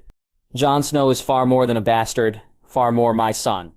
Gather the lords in the Great Hall tonight. Melora and I will address them there," his father said before turning from him. "Father, please, you cannot," he said, shaking his head in disbelief, as his father turned to glare at him. "I am still your liege, as well as your father. Now go gather the lords," his father said before he then turned back to speak to Melora. Once more, despite speaking to his brothers, his wife, and even the stewards of the Hightower itself, Baelor could get no one to agree to his suggestion that his father and sister needed to be locked up and kept under guard. So as he sat at the high table that night and looked out on the gathered lords of the Reach, he felt his trepidation build. It did so right up until the time his father and sister walked into the great hall, then he felt nothing but shock and amazement. Both of them looked so much like themselves, or how they'd looked once and had not in some time. In his father's case, his hair and beard had been trimmed, and he looked just as he had a year or so earlier. Melora, he'd not seen his sister look that way far longer than that. "My lords and ladies, I believe most of you know my sons and daughters. For those who don't recognize the lady beside me, she's my eldest daughter, Melora," his father said as they took their seats. He looked out as lords and ladies whispered feverishly to each other, and did everything but point at his father and sister. If his father's aim had been to throw people, then he'd managed it completely, and yet Baelor felt it was something else his father was aiming for. He only wished he knew what it was. As the hum around the great hall began to die down, he looked to Garth and Gunthor, and to Hemfrey, his brothers looking just as stunned as he was by the transformation in both his father and sister. To business then, his father said, and at once the questions and statements began to ring out. Some saying they needed to stay loyal to the crown, others who were closer to the Tyrells demanding vengeance and justice, while others suggesting they sit back and do nothing. Baelor watched as his father and sister almost took note of who was saying what before looking at each other and nodding, his father then rising to his feet. My lords, my ladies, many years ago I had the incredible pleasure of meeting a young girl, a girl who was smart, charming, who'd one day grow to be a beauty that tales would be told throughout the realm about, a girl who was born to be a queen and who would have been the greatest queen that we'd have seen in an age. 2 years ago, that crazed bitch who sits the throne saw to that girl's death, to hers, to her brothers, and to her father's. She saw them all burned to death in the great sept of Baelor. In a place where my son's name is taken from, they killed that girl and most of her family. They killed my granddaughter, Margaery of House Tyrell. His father said, his voice loud, and Baelor saw a tear run down his face, the first he'd ever seen him shed for Margaery, and yet he felt it was not truly the first his father had cried over his granddaughter. What would you have us do, my lord? March on King's Landing, and see the lioness and the pirate brought to heel? Sir Jon asked, and Baelor could hear the hope he spoke with. His wife, who was sitting by his side, looking most keen to see her niece, nephew, brother, and mother avenged. Would that we could, but the reach alone cannot take down a crazed queen and her rabid dogs. We of all regions hold our loyalties true. We swore oaths to the fat stag at the end of a blade, but we swore our oaths to the dragons willingly. Daenerys Targaryen is Prince Rhaegar's sister. It's to her and her new husband that we must bend the knee, and to them we'll add our might, his father said. She burned tearily. She's her father's daughter, a bastard king. The voices once again grew loud, and this time it was his sister that rose, her voice ringing out across the great hall when she did so. Jon Snow is no bastard, though his truth is not mine to tell. As for Randyll Tarly, who did he ride with? Whose side was he marching by? Did he not sack Highgarden? Did he not turn on his liege, because the Lannisters asked him to? Think about that, my lords. The Lannisters, the Rains of Castamere, the Red Wedding, the Sept of Baelor. Think on that before you deify Randyll Tarly as some great and true man. Sir Hyle Hunt, please step forward. Bachelor watched as an older knight moved forward, and as the room hushed, Melora looking, no, staring at the man, and almost staring right through him as she did so. Tell them, sir, Melora said simply, and Baelor listened as keenly as everyone else did, as the man began to speak. It's true Queen Daenerys burned Lord Tarly and Lord Dickon too, but only after they refused to kneel. She offered them to bend the knee, and they refused. Offered to send them to Wall, and Lord Tarly told her that she was not his queen. She offered the rest of us the same terms: kneel, join her army, or be free to march back to our homes. Even after what we'd done, we were offered that. Sir Hyle said, his shame clear. Would the Mad King have offered such terms? Do any of you truly remember what a Yaris was like? For if you do, then you'll need not me to answer that question. We are men and women of the Reach, my lords and ladies. We knelt to the dragons, and it's to them we owe our allegiance. I say we rise for House Targaryen once more. What say you all? His father said. The dragons. House Targaryen, Queen Daenerys. Baelor looked to see his father and sister sitting there smiling as they looked out on the room, and the feast that was held later that night was like none he'd seen in many a year. Baelor dancing with more than one heir or knight, and his father actually singing along with the minstrels when they played certain tunes. He found he enjoyed himself immensely, and was singing along himself when his father motioned to the doors and got up from his seat. Baelor following the unsaid signal and making his way to the same doors a few moments later. He found his father standing on the balcony looking out on Old Town, and he turned to him once he heard his footsteps. It went well in there, father, better than expected, he said, and his father nodded. Aye, it did. I have something I need you to do, his father said. Anything. I need you to sail to King's Landing. Once there, I wish you spend some time in Châtillon and wait for a visitor there. The brothel? Father, I know it's not that you'll be there for. I need you to wait and speak to the man who'll meet you there soon, his father said. Man? The spider, his father said, and Beale or Dry swallowed. He was in the great game now, for sure. King's Landing 305 AC. You're on. For a great beauty, she was a terrible lady. Whether she didn't put this much effort in with everybody, or just him, he couldn't be certain. But if this was the only cunt that Jaime Lannister had known, then the Kingslayer had missed out greatly. Still, as he pumped his seed deep inside her, he took his satisfaction in the fact that she'd finally agreed to lay with him at all. Yoren had been starting to believe that she guarded her cunt like the Iron Bank did their gold. He rolled off of her and watched as she inevitably reached for the bottle of wine and poured herself a glass. That she didn't offer him one was again something he'd expected, as Cersei seemed to care about Cersei and only Cersei to his eyes. Not that he minded that. He cared very little about what she cared for, and she was only ever a means to an end for him. He looked at her slim neck and wondered how long it would take to choke the life out of her, feeling his cock harden as he wondered if he could spend before she passed. It was a game he liked to play with those he'd tired of, not yet finding one he'd spent into while she still drew breath. That one I'll name my rock wife, he thought with a smirk.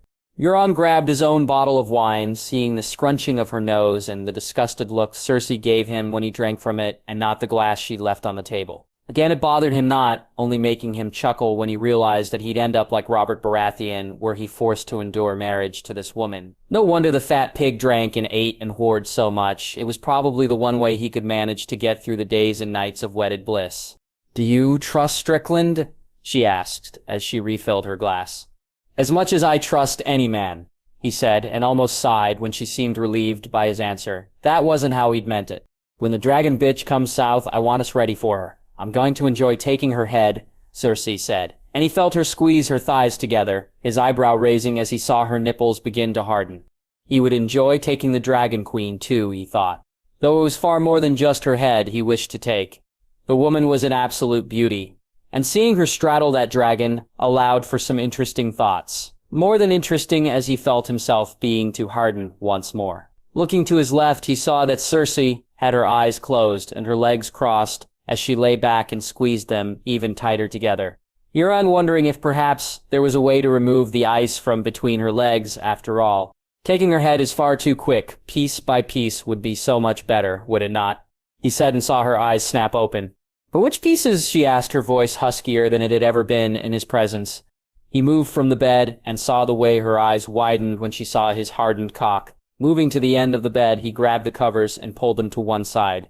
Seeing just how tightly she was squeezing her legs together, and the way her nostrils flared as he exposed her nakedness, Euron reached down and took her foot in his hand and brought it to his mouth before he took one of her toes between his teeth and bit down gently.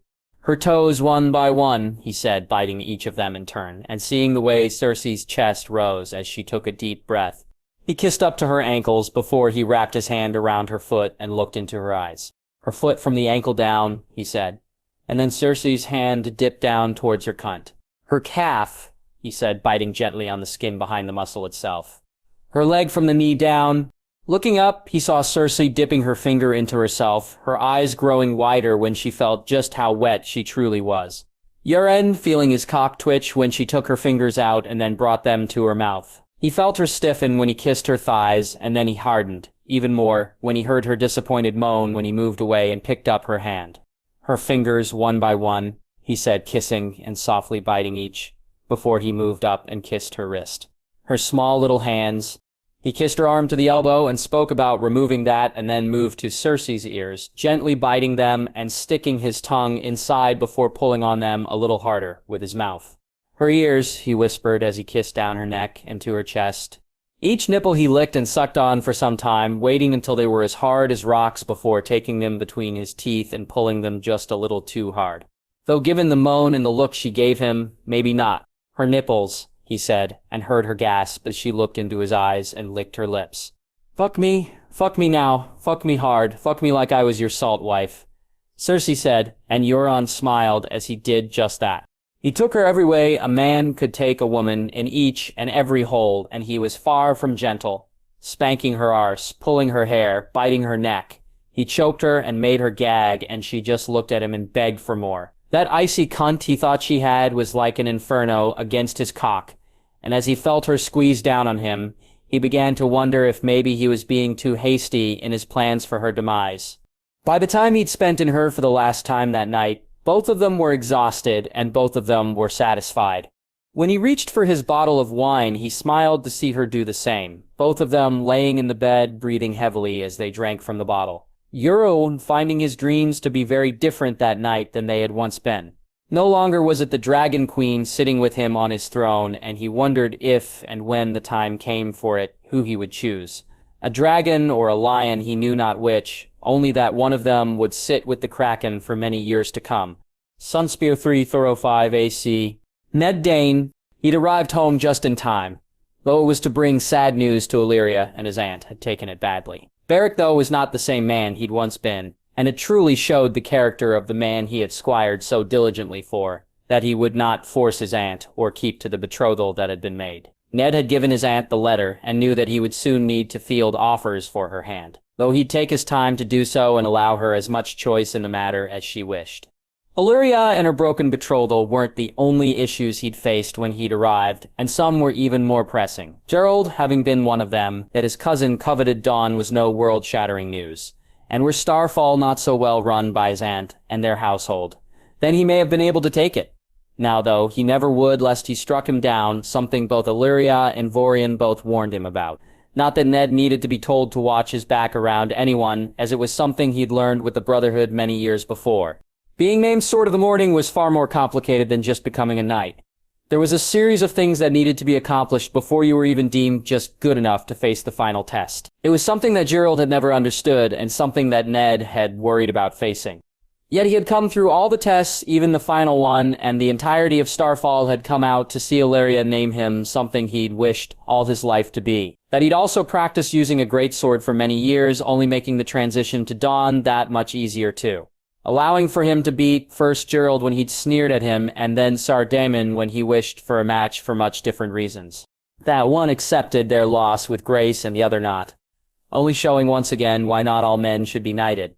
Still, it had garnered him the attention he needed and allowed for him to do the other thing he'd come back for, to see Dorne righted after their turmoil. It had gone through. Standing up for the princess had been the right thing to do.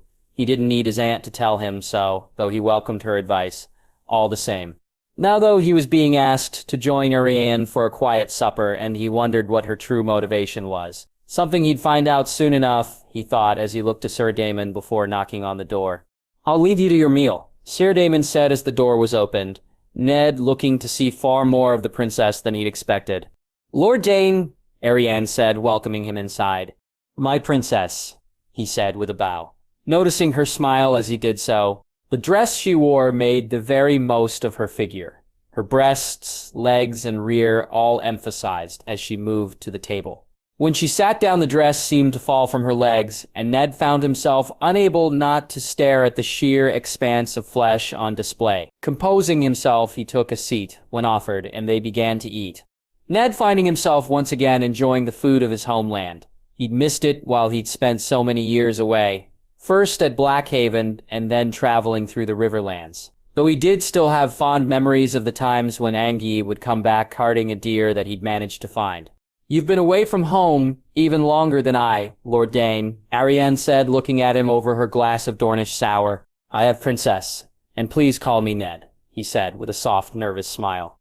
"Only if you call me Arianne," she said, and he nodded. "Is it true that you served in the Brotherhood of...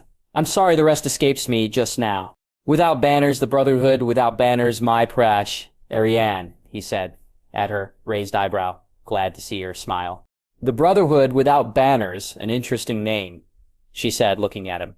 "We fought for the small folk, and not for any lords," he said, and she nodded. "And while there you met Arya Stark, or so, I'm told," she asked, and he nodded.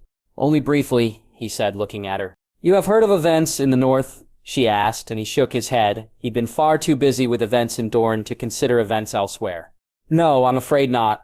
Apparently there is a new king in the north, a man named Jon Snow, Arya Stark's bastard brother, I believe," Arianne said, filling her glass and his own once more.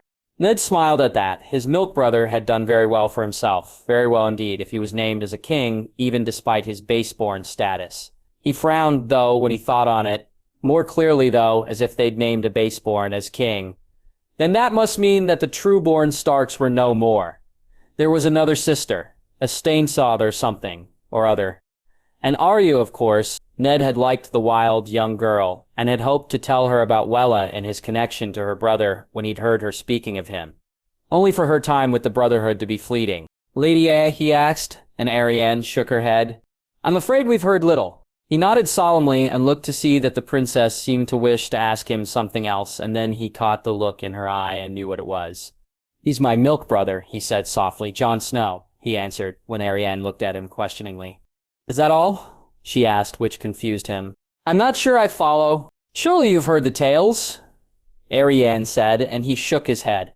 "About Lord Stark and Lady Ashar and how fond they were of one another," she added.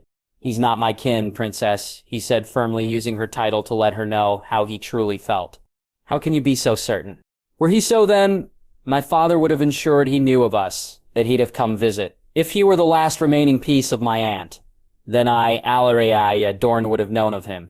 He said, positive he was right, and remembering how sad his father would get whenever Ashera was brought up. "He was born in Dorne, though?" she asked, and he nodded.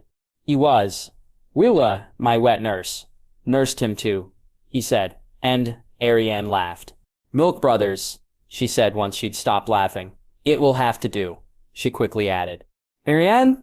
Right now Jon Snow is king in the north and is allied with Daenerys Targaryen, as were my aunt and cousins before the Lannisters saw to their deaths," she said, spitting out the last name. "You wish to make an alliance with Queen Daenerys?" he asked. "I do, and given your connection to this Jon Snow, I wish you to act as Dorne's representative." "I've only just returned," he said, almost petulantly.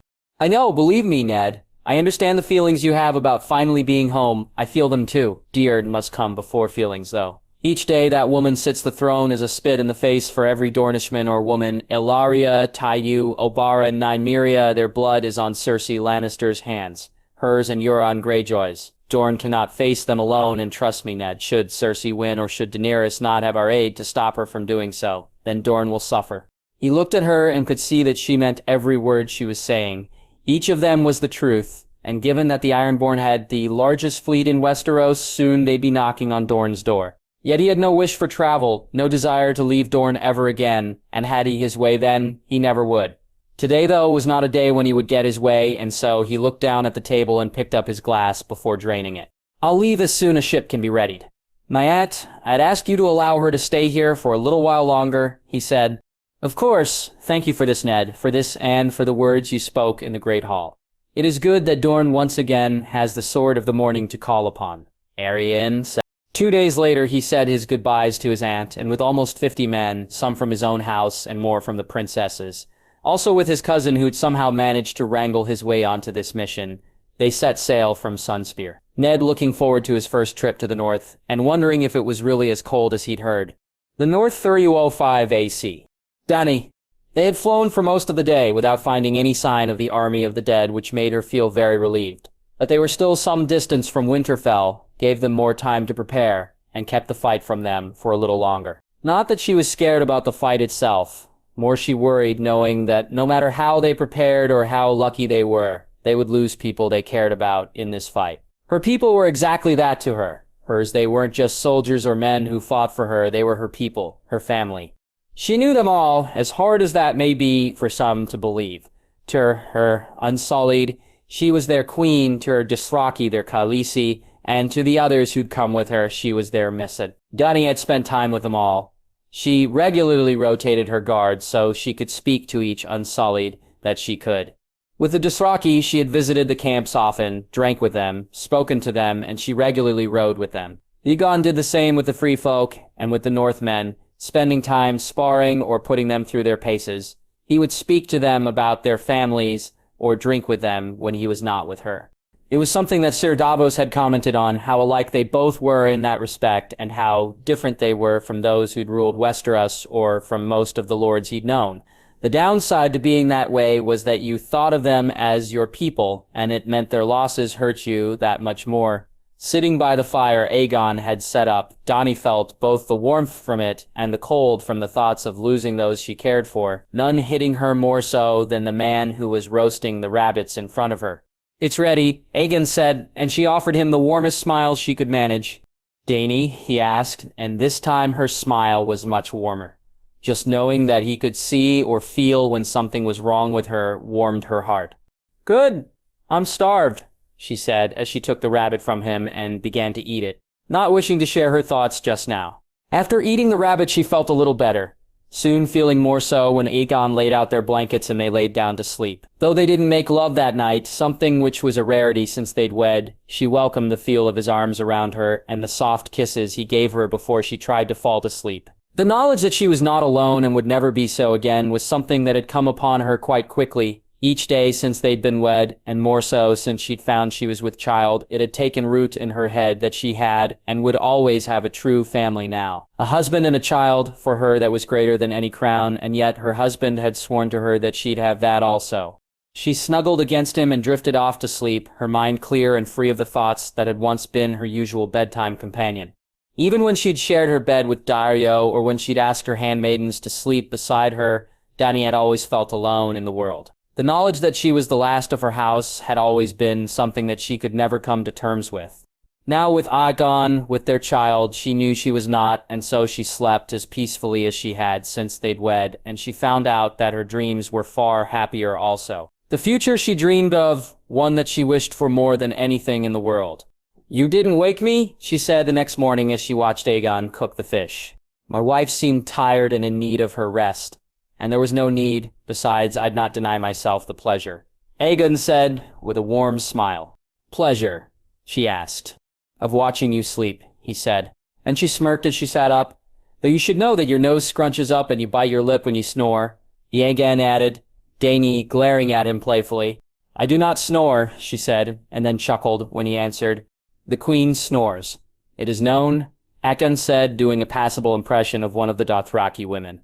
She got up and moved to walk away, Aegon looking at her confused until she told him that she needed to make water, that he then walked with her and stood watch over her surroundings while she went behind a tree, was both embarrassing and understandable given what they were out to face. Once she was done and he had walked with her to the stream so she could wash, they then made their way back to their fire and she ate the 2 pieces fish he'd cooked for her. Her appetite always felt more keenly in the mornings, and she was happy to finally be over the worst of the sickness that she sometimes felt. "We should fly," Aegon said as he put out the fire, and she nodded, moving over to kiss him before they took to the sky. This time they found what they were looking for, but Aegon had them flying so high that they couldn't lay down their flames. Instead, they flew past the first force and further north. When she saw the storm, she looked to her husband and could see that he'd been looking for it too. Aegon having told her that he believed the Night King himself flew within the storm to mask his own movements, which had seemed strange to her. If he was in there, then his movements were anything but masked, she had said. Aegon telling her it wasn't from them, he was masking himself, it was Bran. Once they located him and knew he was nowhere near Winterfell, Aegon had them fly further north, all the way to the rear of the army of the dead, and then and only then did he signal to her that they were to begin. This had been what she had been waiting for. The chance to remove some of the threats that faced them. To even, or perhaps even better than that, the odds they faced, and so she and Drogon began to dive down. "Dracarys," he said, and Drogon unleashed an arc of fire over the dead men beneath them. The Aesir looked to see Aegon doing the same thing, and then she brought Drogon back up, before they dipped low, once more. Again and again, they dropped down, and let their flames fall upon the dead. Hundreds, thousands of them burned beneath them, and she could only imagine what the ground looked like. Eventually, she felt Drogon begin to tire, and she motioned to Aegon, and soon they were flying west, only turning to the north once they'd flown some distance. After scouting the lands beneath them to make sure they were alone, they landed and the dragons flew off to eat before coming back to rest. The next day they repeated their actions, once again finding the storm, and once again taking out those furthest from Winterfell. Just as they did the next day and the day after that, both dragons taking fire from arrows, but not once did an ice spear come their way, and not once did the Night King and Viserion fly to face them. She asked Aegon about it that night, as they ate, why he didn't come to stop them, or to try to... He doesn't care about those under him, he's looking for more to raise. Had we not made sure the mountain clans, or those at the Dreadfort, had come, or had we left the Umbers where they were, then they'd have been who he'd have added to his ranks. Aegon said, "But we've taken a large part of his army. Surely he'd retaliate," she said, not sure why he'd not done so yet. "He will. I've no doubt he feels their loss. Not in the same way that you or I would, but more in the simple loss of the strength they gave him. But he has a goal, a target, and unlike any other army, his doesn't have a limited supply of men. For each man of ours that falls, he gains another, and he intends for many of our men to fall, Aegon said. As they lay in each other's arms that night, she felt frustrated. They'd not lain together once since they come out here.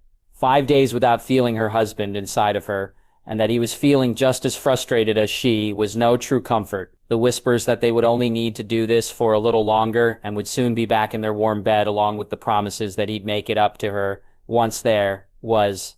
It turned out there was only to be one more day, as this time, when they lay down their fires, the storm came their way. She more than anything wished to face him, to bring him down and to put Vizier to rest, both Rhaegal and Drogon almost willing her to do so. Neither of them happy about their brother's fate, yet Aegon refused, and almost angrily, she flew back when he did.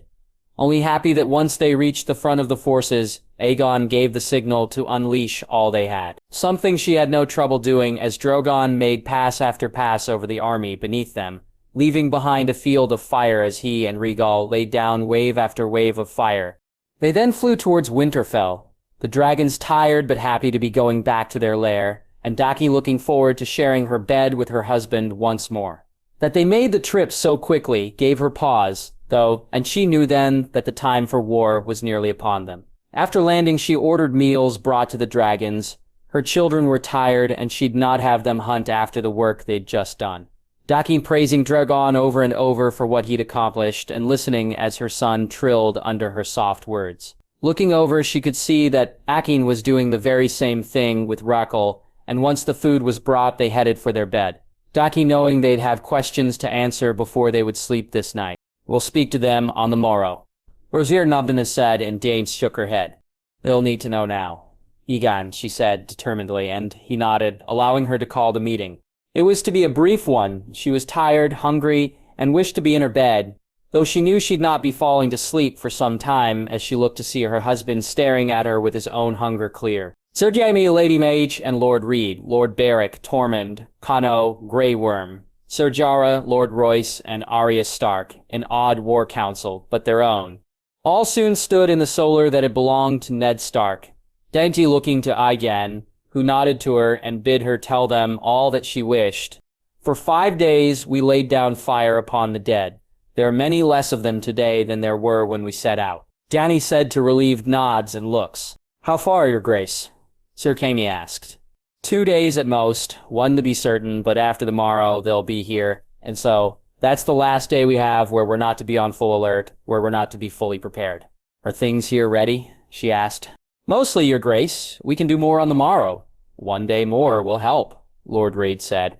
Then we'll speak on the morrow and go over our battle plans. Her grace and I will take to our beds. As much as I love the north, I don't welcome sleeping in the cold as much as I did when I was a boy. Aegon said to laugh. I bloody knew a crown would make you soft, King Crow. Tormund said to more laughs as they all began to move from the room. They made their way to their own room, and Dany was glad to see the fire was lit and the meals already waiting for them. The hot stew was most welcome, and she sat down to eat it by the fire. After she had finished, she looked to her husband, seeing the way he was looking back at her and feeling that tingle between her legs, feeling the sheer relief of knowing that tonight she would find her release. Are we ready for them? Again, for him, she asked. We will be, my love. The Night King will fall. His army will fall. And then the woman who dares call herself queen and the kraken who sits by her side will fall too. They'll all fall while we rise. You, me, and our babe, our house Dany, our family, he said as she leaned into him. Our family, she said before she brought her lips to his. The next 305 AC. Missing Day. She helped keep the caravan moving, the sheer mass of people that made it up not allowing for speed, and yet still people fell behind. She, Sir Davos, and Ghost, along with Lord Wyman's men, her own unsullied escort, and the Dothraki that her queen had insisted ride with them, were all doing their best to make sure there were no stragglers. It was a constant task and a tiring one, Missandei, not used to riding a horse in these conditions, and almost falling more than once. Still, they'd made relatively decent time, and the weather had improved some. The further south they had gone, and Missandei had eaten far better than most on the journey. Her protector being more than simply that, as each night they settled down and made camp. Ghost would go hunt and bring back food for her to eat. A rabbit, a bird, even a small deer. The wolf had almost taken it upon himself to make sure she was fed and fed well. That said, Wolf also acted as her most loyal guard, her guide, and at night, her blanket, only making Missandei even more thankful that Jon Snow had sent him with her. Missandei was under no illusions that it was her safety that he cared about. Oh, she knew he did, and that he wished for nothing more than she was unharmed. She knew, though, he did so not because of her, but because of her queen and her queen's feelings for her. Daenerys wished her safe and protected, and so the man her queen loved would see her safe and protected. It was as simple as that. Not that much was simple with Jon Snow, as she'd found out from her talks with her queen. "He is my nephew," Daenerys said. "You are sure, your grace?" "I'm sure he's proved it to me. He has papers and documents which make it clear, and Redieg allows him to ride him, as he would no other." "It worries you?" she asked, noticing her queen's frown. "It could place me in danger," Daenerys said. "From Jon Snow?" she asked, shocked, having seen how the man looked and acted with her queen. "No, not from Jon, from others." Daenerys said. "You wish me to keep it to myself?" she asked, and her queen nodded. "Tell no one other than Grey Worm," Daenerys said with a smile which she had returned. After she told her the truth, it had allowed for her queen to confide even more fully in her about Jon Snow. Aegon Targaryen, as he would one day be known. How they feared that his sister was working against them, something that didn't surprise her, as the woman had been disrespectful to her queen ever since they'd arrived. So much so that more than one Dothraki had threatened to show her what happens when you disrespect a Khaleesi. Missandei talking them down, despite how much the image of Sansa Stark being dragged behind a horse for miles amused her. Her queen had told her that she didn't trust Tyrion Lannister either, which again was no surprise. The half-man thought himself far too clever and had not shown to her, at least, any sign that he was. His mistakes in Meereen had almost cost her queen the city. His mistakes since they'd arrived in Westeros had cost her far more. Missandei found his plans to be overly complex and based on far too many assumptions, and she had told Grey Worm more than once to speak up to their queen about them. She smiled, thinking of her love, before she felt the worry come over her once more about what he was about to face. "Stop it, Ghost," she said, as the wolf leaned close into her as they rode down the King's Road. It was yet another thing she'd noticed about the White Wolf. It seemed almost to know what you were feeling. At night, when she snuggled against it, and when her tears came, it would almost wrap itself around her, as if it was trying to comfort her. When she was feeling sad, it would lean into her, as if to say it was there for her, just as it was doing now and despite her worry for her love. It brought a smile to her face, one that was soon noticed by Ser Davos. "A sight to warm even my old bones," the old knight said, riding towards her. "Well, it is getting warmer, is it not?" she japed, the smile still on her face. "Aye, it is, Miss Yorindale of Nath, though I doubt you've felt warm since you've arrived here," he said with a chuckle, and yet he, as usual, wore a sad look on his face. "This, even compared to Dragonstone, this is cold, Sir Davos. I find I miss the sun," she said, and looked at him as he stared at her. "Do you intend to go back to it?" he asked curiously, as they now rode side by side. "I will go where my queen goes," she said firmly. "You have no wish to return home?" he asked, and she shook her head. "There is nothing for me there, Sir Davos. My family was taken as I was, and I was but a child when they did so. I was alone until my queen came, and I've not been alone since," she said, and saw him smile softly. "Especially not with that one near you," he said, pointing to Ghost and making her laugh a little. They rode on for a few more miles before she felt the chill which usually came before the night fell. Missandei glad when Lord Wyman gave the order to set up camp for the night. It was as she sat around the fire that the news came to them that Sansa Stark and some men had ridden off ahead of them, Missandei looking to Ser Davos, who seemed worried. Her eyes went to where Tyrion sat and saw that he was not. There was no surprise in his eyes either, and other than the hateful glares he shot Ser Davos' way, his expression never changed as the news was relayed. That her queen had removed his pin and appointed Ser Davos in his stead was a good thing, as far as Missandei was concerned. The older knight's loyalty may be to his king first and foremost, but his king was loyal to her queen, which was all that mattered. So she waited until Tyrion had turned in for the night, and she then sat down beside the older knight, telling him what she had felt regarding Tyrion's reaction, and finding that Ser Davos had noticed it too. Jon asked me to keep an eye on them both. He no doubt knows about Saints' departure already. Davos said, confusing her. The wolf, he said, a moment later, pointing to Ghost. Do you think they mean them harm? She asked, not needing to say whom she spoke of. If they do, then they'll have to go through me first, Ser Davos said, and stood up, bidding her a good night as he then went to his bed.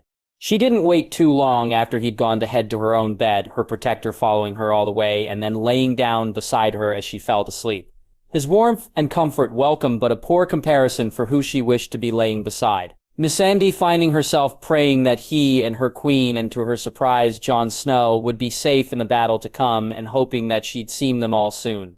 The next 30:05 AC, Sansa. They'd made her leave her home after everything she'd done to get it back. They'd made her leave and not even given her the option to stay. For all intents and purposes, she'd been exiled and sent away, and it grated on her. Her bastard brother and a foreign whore now both walked around it like they were Lord and Lady of Winterfell, and it angered her. All the thoughts she'd had to see Jon settled, to see him given more than his station deserved, were now gone for good, and in their place were thoughts of seeing him and the dragon bitch brought low. It was why she'd ridden so hard and left the people behind, even though she knew by doing so she was traveling a dangerous road. She had no choice, though. The power she had thought she gained in the north was all but gone, and it wouldn't return until she had enough power behind her to take it for herself. To do that, she needed the Vale and the remainder of their knights. The force that Littlefinger had brought to bear for her was just an expeditionary one. Lord Yale having explained what that meant, as Sansa hadn't understood. What she did know was that out of the 20,000 knights of the Vale, Jon had a little over 2,000 men with him in the north. They left the Vale with one of the largest military forces in Westeros, a force that could remain strong while all around it, others grew weak.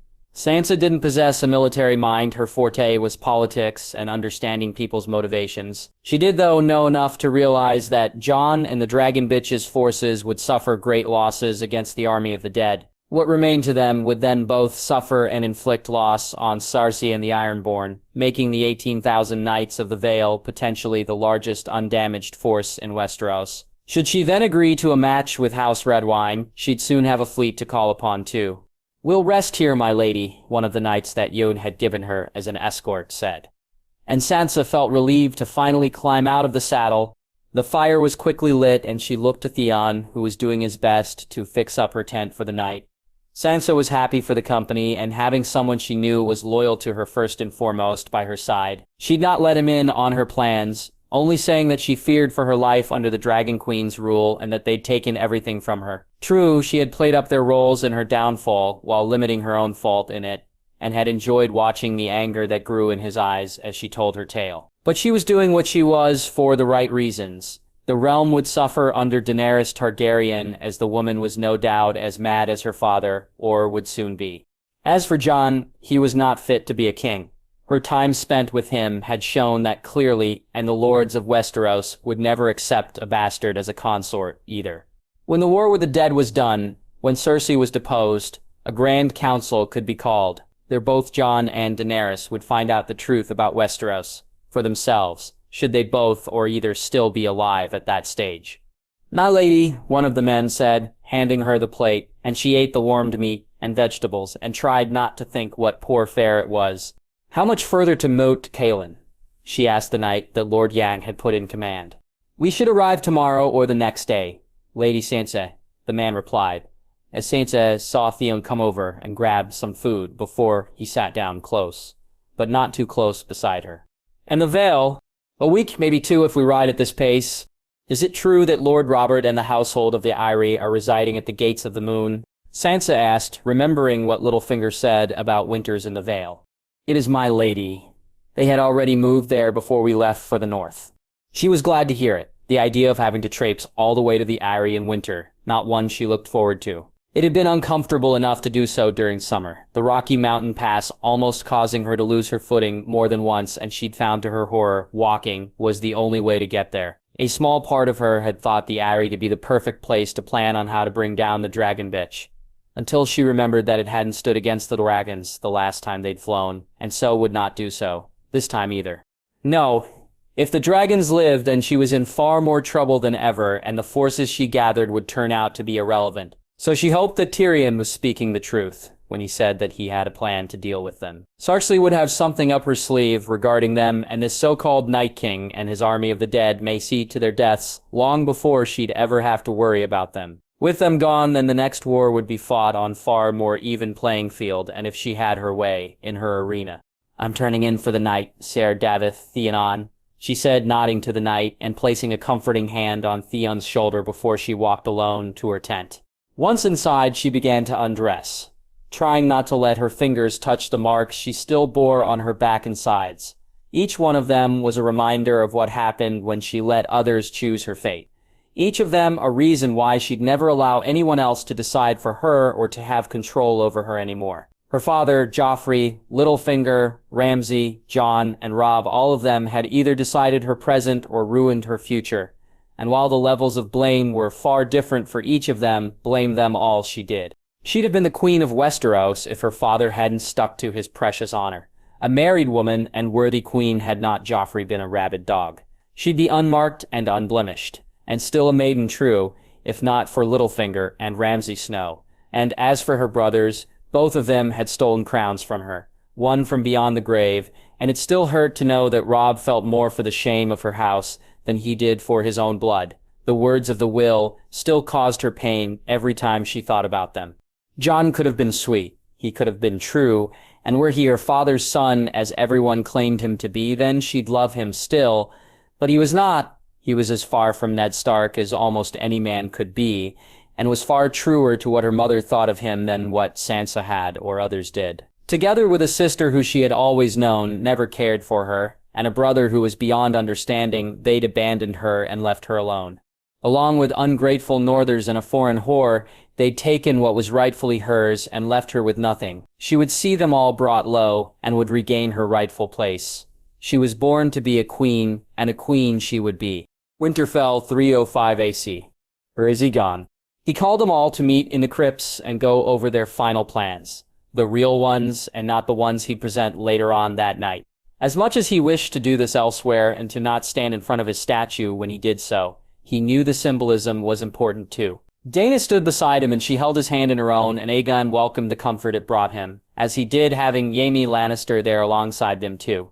As the others started to make their way towards them, Aegon looked to the knight and wondered what was going through his mind. Had they managed to truly gain his loyalty, or was it just as it had been before, and simply a temporary alliance? It felt different to him, and yet there was still the matter of his family and the bond he shared with them to navigate. His brother would lose his head by the end of this. It was inevitable, he felt. And as for his sister, Aegon could only imagine the complicated relationship Jaime had with his twin.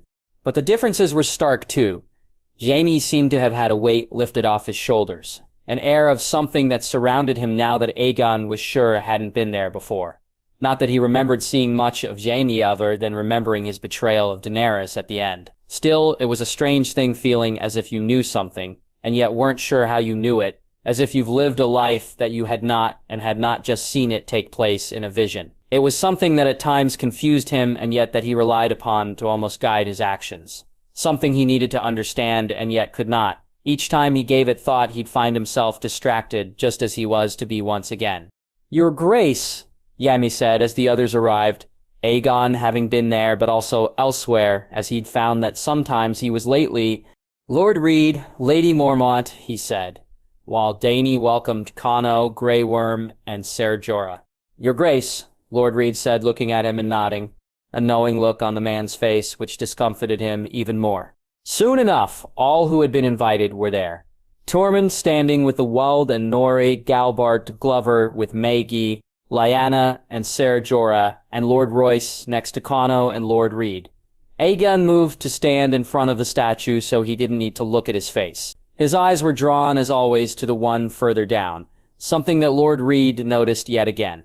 "The fight is almost upon us, my lords. We have but one more night, and I'd have us spend it with those we wish to," he said, looking at each of them and seeing them nod, while at the same time he reached down and gave Dienciane a squeeze. "The preparations are done, Your Grace. The men are ready," Sarah Jaime said. "Aye, Your Grace, the keep will hold," Maggie added. "Cano, Lord Rosie asked."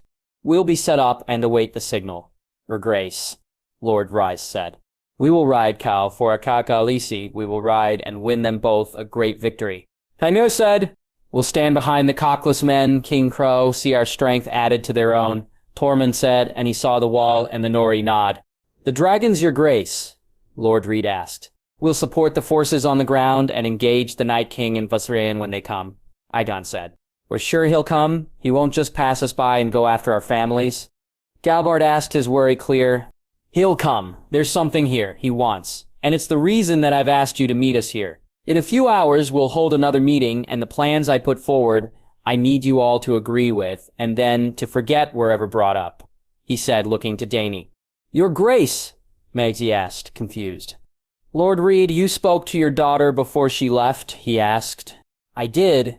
It's as you said, Your Grace, when she and Lord Brandon were beyond the wall, they met the three-eyed raven and the children of the forest, and spent their time in a cave beneath a weirwood tree. Lord Reed said to loud gasps,